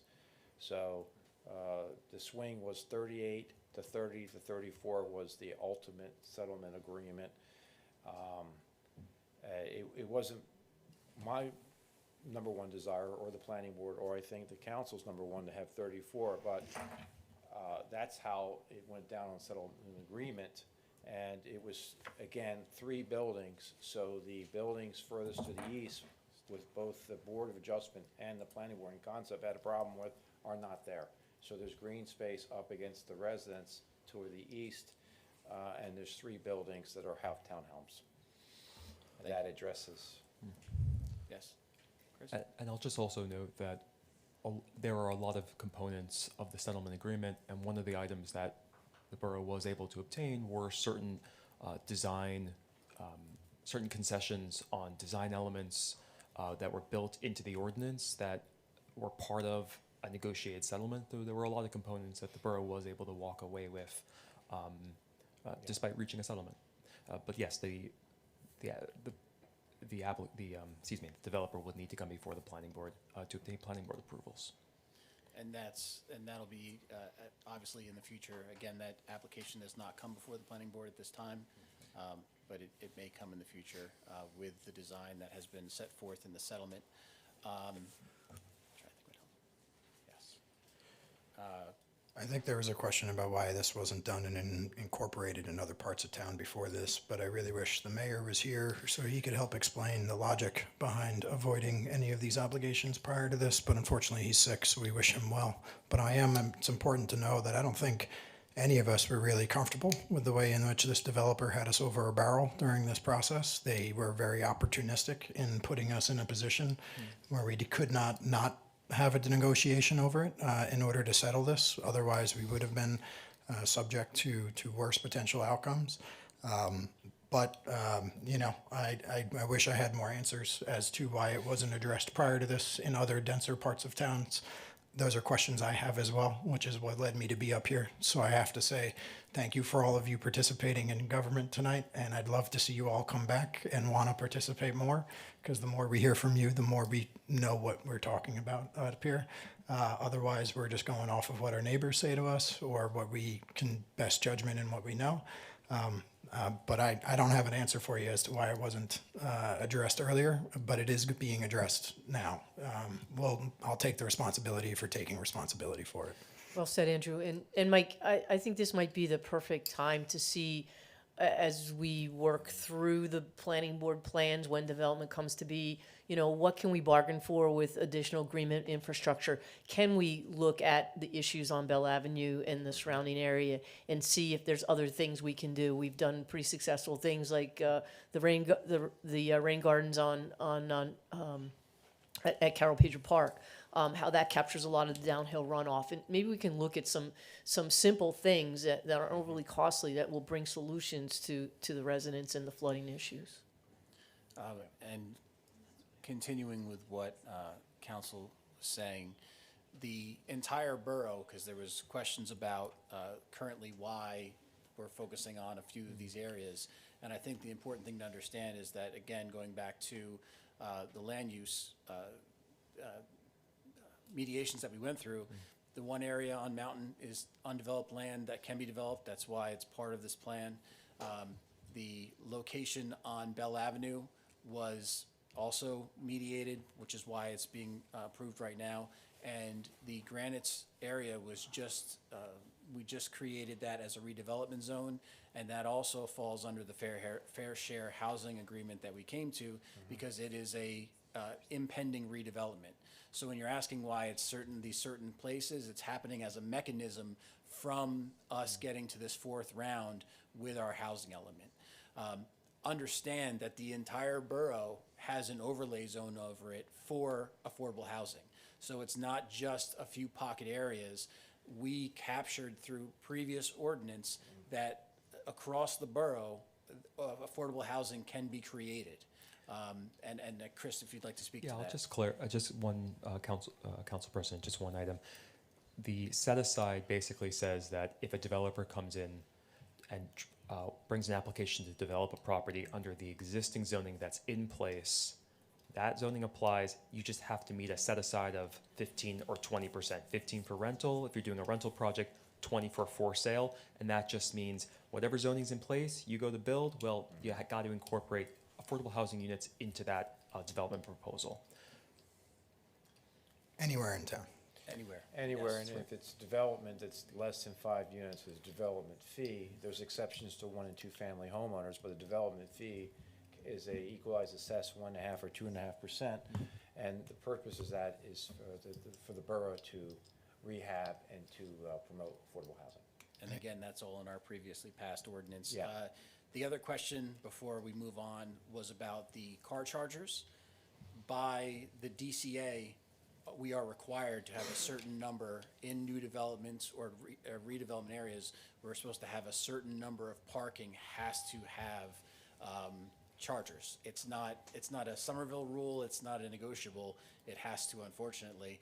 And we've actually had previous conversations with the planning board about that because we've had discussions about where they should be placed due to concerns of other issues that come with electric vehicles. So we are aware of that, but I know you said I know, but unfortunately it is what it is with that. It wasn't your fault, thank you. No, it's the state statute. The state statute says, it point blank, the borough cannot issue variances or waivers for the EV mandate. Yes, and It has to go on. Yes, and it has to be within it has to be in proximity and on the property. Right. It can't be at another location. That's another thing, because again, at the planning board, we've tried to be creative about that. So at this point, motion to adopt. So moved. Council members, Teresa Bonner, Yes. Andrew Conti, No. Glenn Denny, Yes. Randy Pitts, Yes. Gina Stravic, Yes. Roger Vroom. Yes. Next up, we have our final ordinance for public hearing and adoption is 279, or 2798, amending Chapter 102 entitled Land Use and the Development, Article 11, zoning to create the Affordable Housing Overlay, AH03, zone on Block 130, Lot 1 in the Borough of Somerville and provide appropriate development regulations therefore. And this is the Granite's area in the new redevelopment zone that was created. There was a redevelopment zone created on that side of town, specifically naming the Granite's area, but others in the triangle that's there, and that's New Street and Somerset. yes, And in that triangle there could opt in. At this point, the only redevelopment in that zone currently is the Granite's building. Did I get that right, Mike? You have it right. Fantastic. Motion to open public. So moved. Second. Council members, Teresa Bonner, Yes. Andrew Conti, Yes. Glenn Denny, Yes. Randy Pitts, Yes. Gina Stravic, Yes. Roger Vroom. Yes. Motion, public session is open if you'd like to approach the mic with any comments. Kim Wortman, 289 West Summit Street, Somerville. Thank you, and thank you for all of your input and your thoughtful exchange. And I actually hadn't planned on talking about granites, but now given I probably should have been here a few other meetings. I've been busy in Bridgewater, attending those meetings for Cornell Boulevard. So I guess I'm going to pivot back to Somerville. So my question is, Bridgewater actually created an AH3 zone on Cornell Boulevard. And on that specific lot, it is 100% dedicated affordable housing. Is there anything to preclude Somerville from doing that with the Granites building to achieve that density, which they actually got a 10 times requirement, so they put in 15 units and they got 10 times that amount in terms of credit. So they got credit because they created a specific affordable housing zone just dedicated to affordable housing, and they got credit for 150 units. So my question would be, why wouldn't we do something like that with the Granites building, which would alleviate the need for Mountain Avenue as well as Bell Avenue, potentially? I know it's a little late to the party, but I would certainly respectfully request that something like that be considered, because Bridgewater did a fabulous job with theirs. Thank you. I don't agree with that one, though, by the way. We understand. Any other comments on this?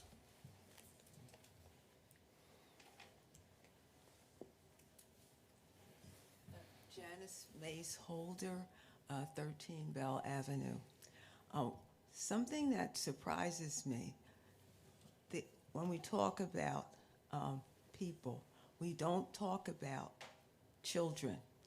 You're getting all these new apartments or homes, and you're not talking about children.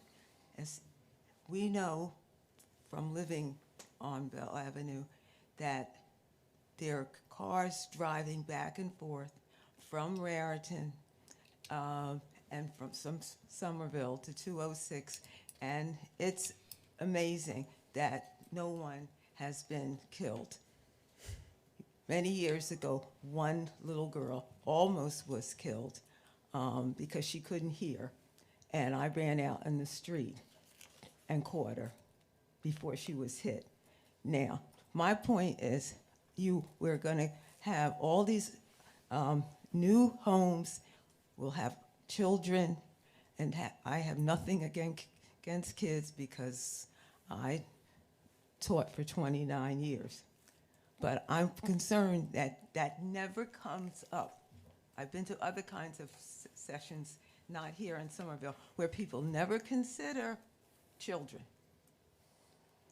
And that needs to be considered, because we're going to get a lot of little kids running in and out of the street and somebody might just lose their child. Thank you. Thank you.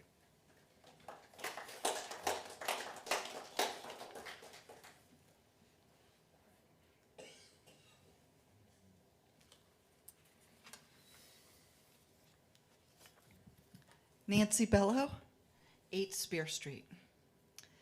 I didn't plan on speaking tonight. I wanted to come here and hear what people had to say. I wanted to see what you all look like and what you were about.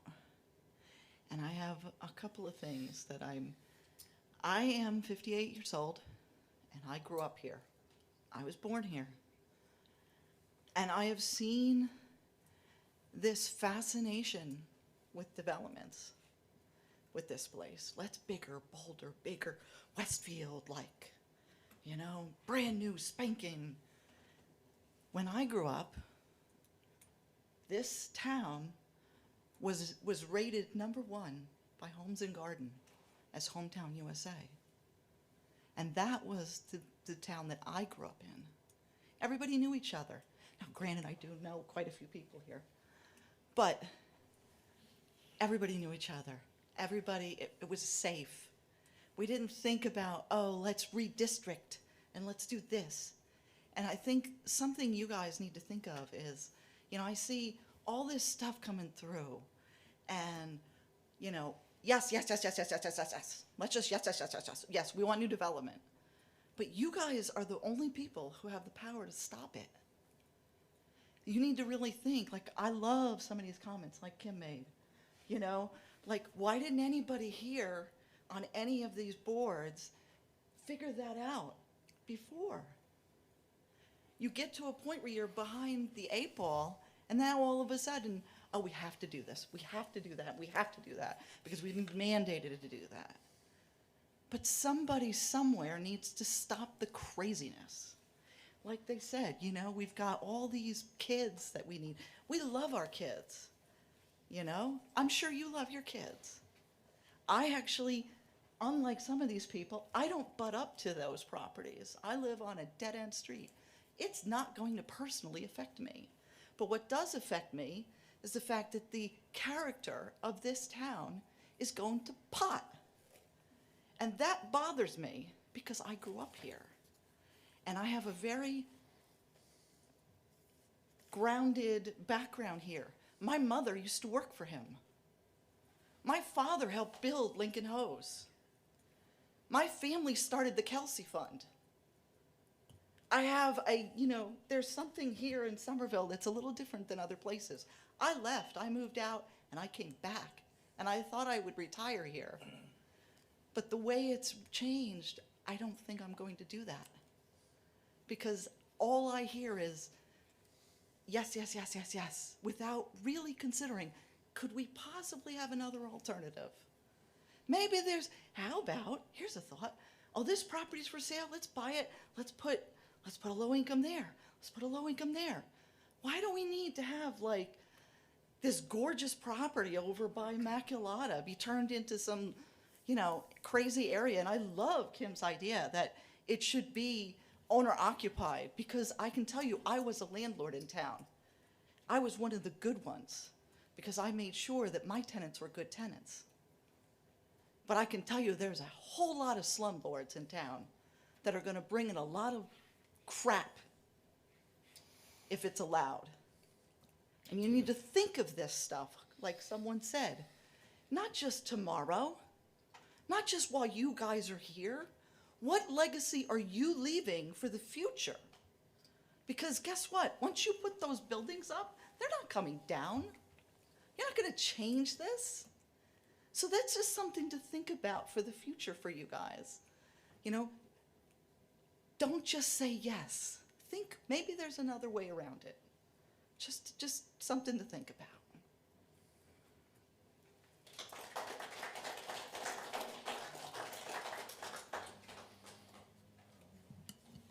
Motion to close?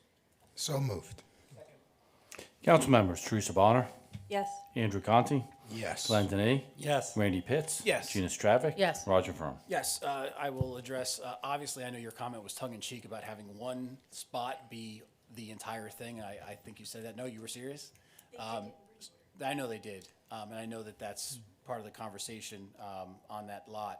But this council and the planning board did not want to stigmatize an area of the borough and have it where everyone knows that that's the low-income area of town. And that whole conversation revolved around the concept, and that's why the entire borough is an overlay zone. So the entire borough has the opportunity, when there's new development, for there to be low income mixed in with everything else. And that was kind of the overarching. So it's not, the thought process is, and I know the mayor would speak to it if he was here as well, but the thought process was to make it so that it is across the entire borough, not concentrated in one location. And that is what the ultimate goal is. So as I said before, the entire borough is an overlay zone, and affordable housing can be created in any part of the borough through redevelopment or whatever the case may be. As far as saying yes, yes, yes, yes, yes,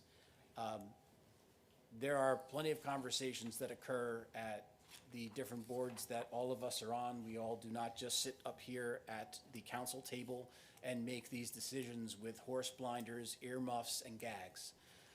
We are on these boards. We talk to our fellow members of these committees.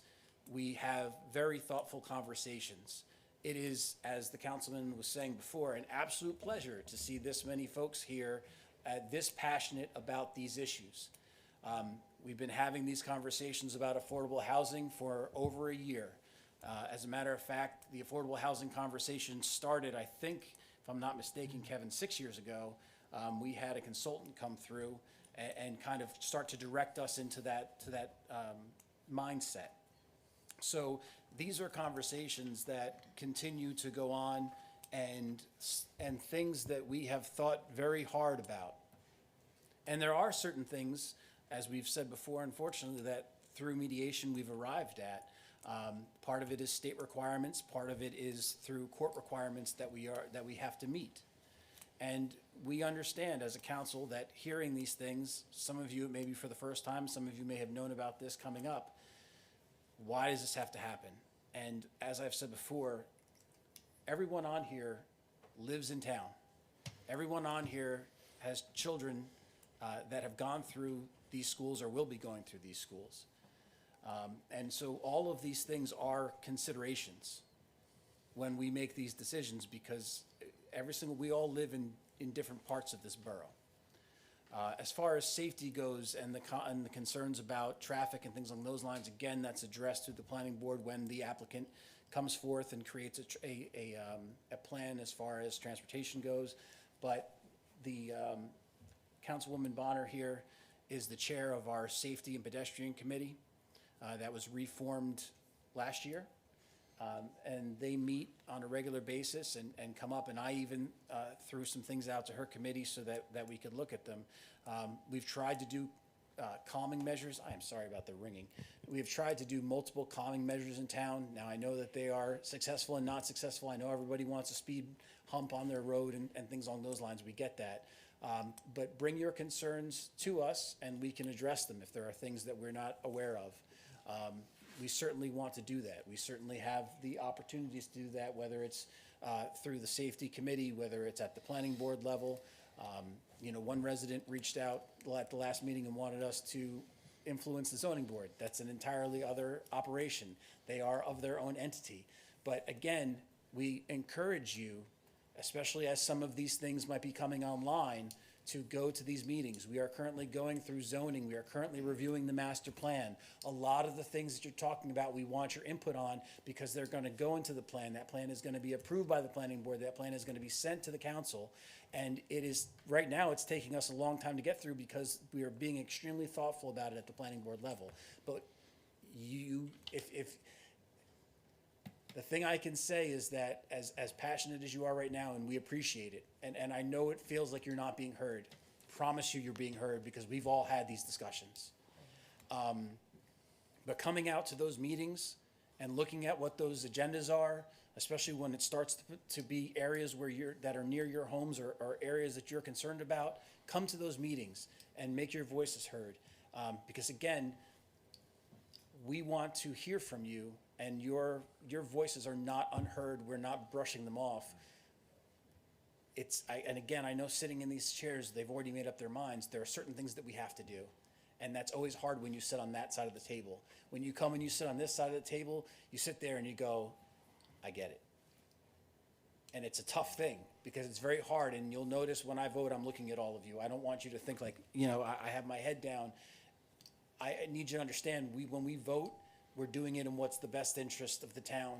And I know it doesn't always seem like that, but I promise you, we've had multiple conversations about doing the right thing and that's why we're all here.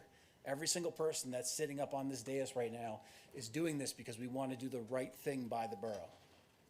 And that's what we would like you to understand, and it's hard sitting there and feeling like you're not heard, and we understand that feeling. But we really, truly want to see what's best for this town.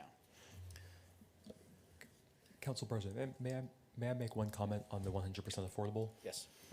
Just for some perspective on that, the speaker was certainly correct that the amended FHA provides bonuses for 100% developments. However, the legislature also recognized that 100% affordable projects are very financially, it's difficult to build them. It's difficult to finance them. So as a result, the amended FHA contains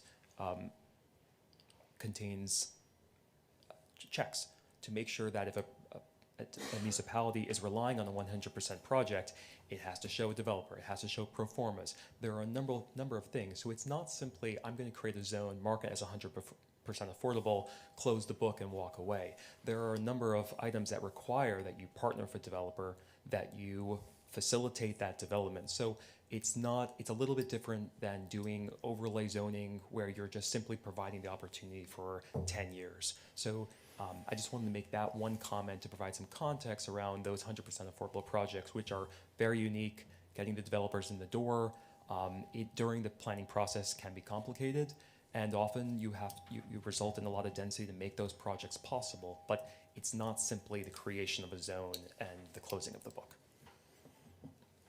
Thank you. Motion to approve? Could I just say one thing about the Granites building? This is one of the only developments that I'm happy about because they are rehabilitating the building. They are not tearing it down and building a crazy, looks like every other cookie cutter, multi-use apartment building. It is going to bring the Granites building back to its former glory, and also will have affordable housing units in it. So I just wanted to put that out there. This is like the only one I'm yay about. So there you go. Motion to adopt? Second. Roll call. Council members: Teresa Bonner. Yes. Andrew Conti. Yes. Glenn Denny. Yes. Randy Pitts. Yes. Gina Stravic. Yes. Roger Vroom. Yes. Again, I can't say it enough. Thank you for your comments this evening. Again, they don't go unheard, and I know it's tough to come up and speak in public. It's a daunting task for a lot of folks, and we just appreciate you taking your time tonight for what has been a long meeting to this point, but we appreciate you feeling passionate enough to come up and speak. It's been long, but it's been wonderful to have you here, so thank you very much. Next, we have consent resolutions. Are there any that council would like to pull? All right, no, thank you, gentlemen. Sorry, I should have dismissed you. My apologies. Thank you for your time. All right, so we're going to go in order. 139, authorizing the award of a contract to Advanced Landscaping in the amount not to exceed $50,000 for maintenance service at Carol Pager and Michael Lepp Park as needed per quote date February 10, 2026.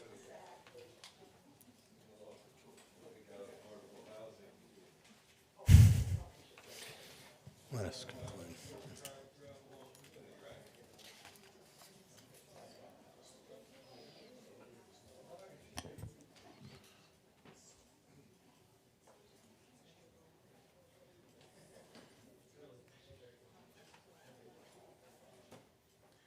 140, approving Bridgeville Ice Cream Truck as a renewal vendor for 6 months. 141, authorizing the acceptance of a grant award for the New Jersey Department of Environmental Protection Green Communities Grant Program in the amount of $20,000 for a municipal tree inventory and updated community forestry plan.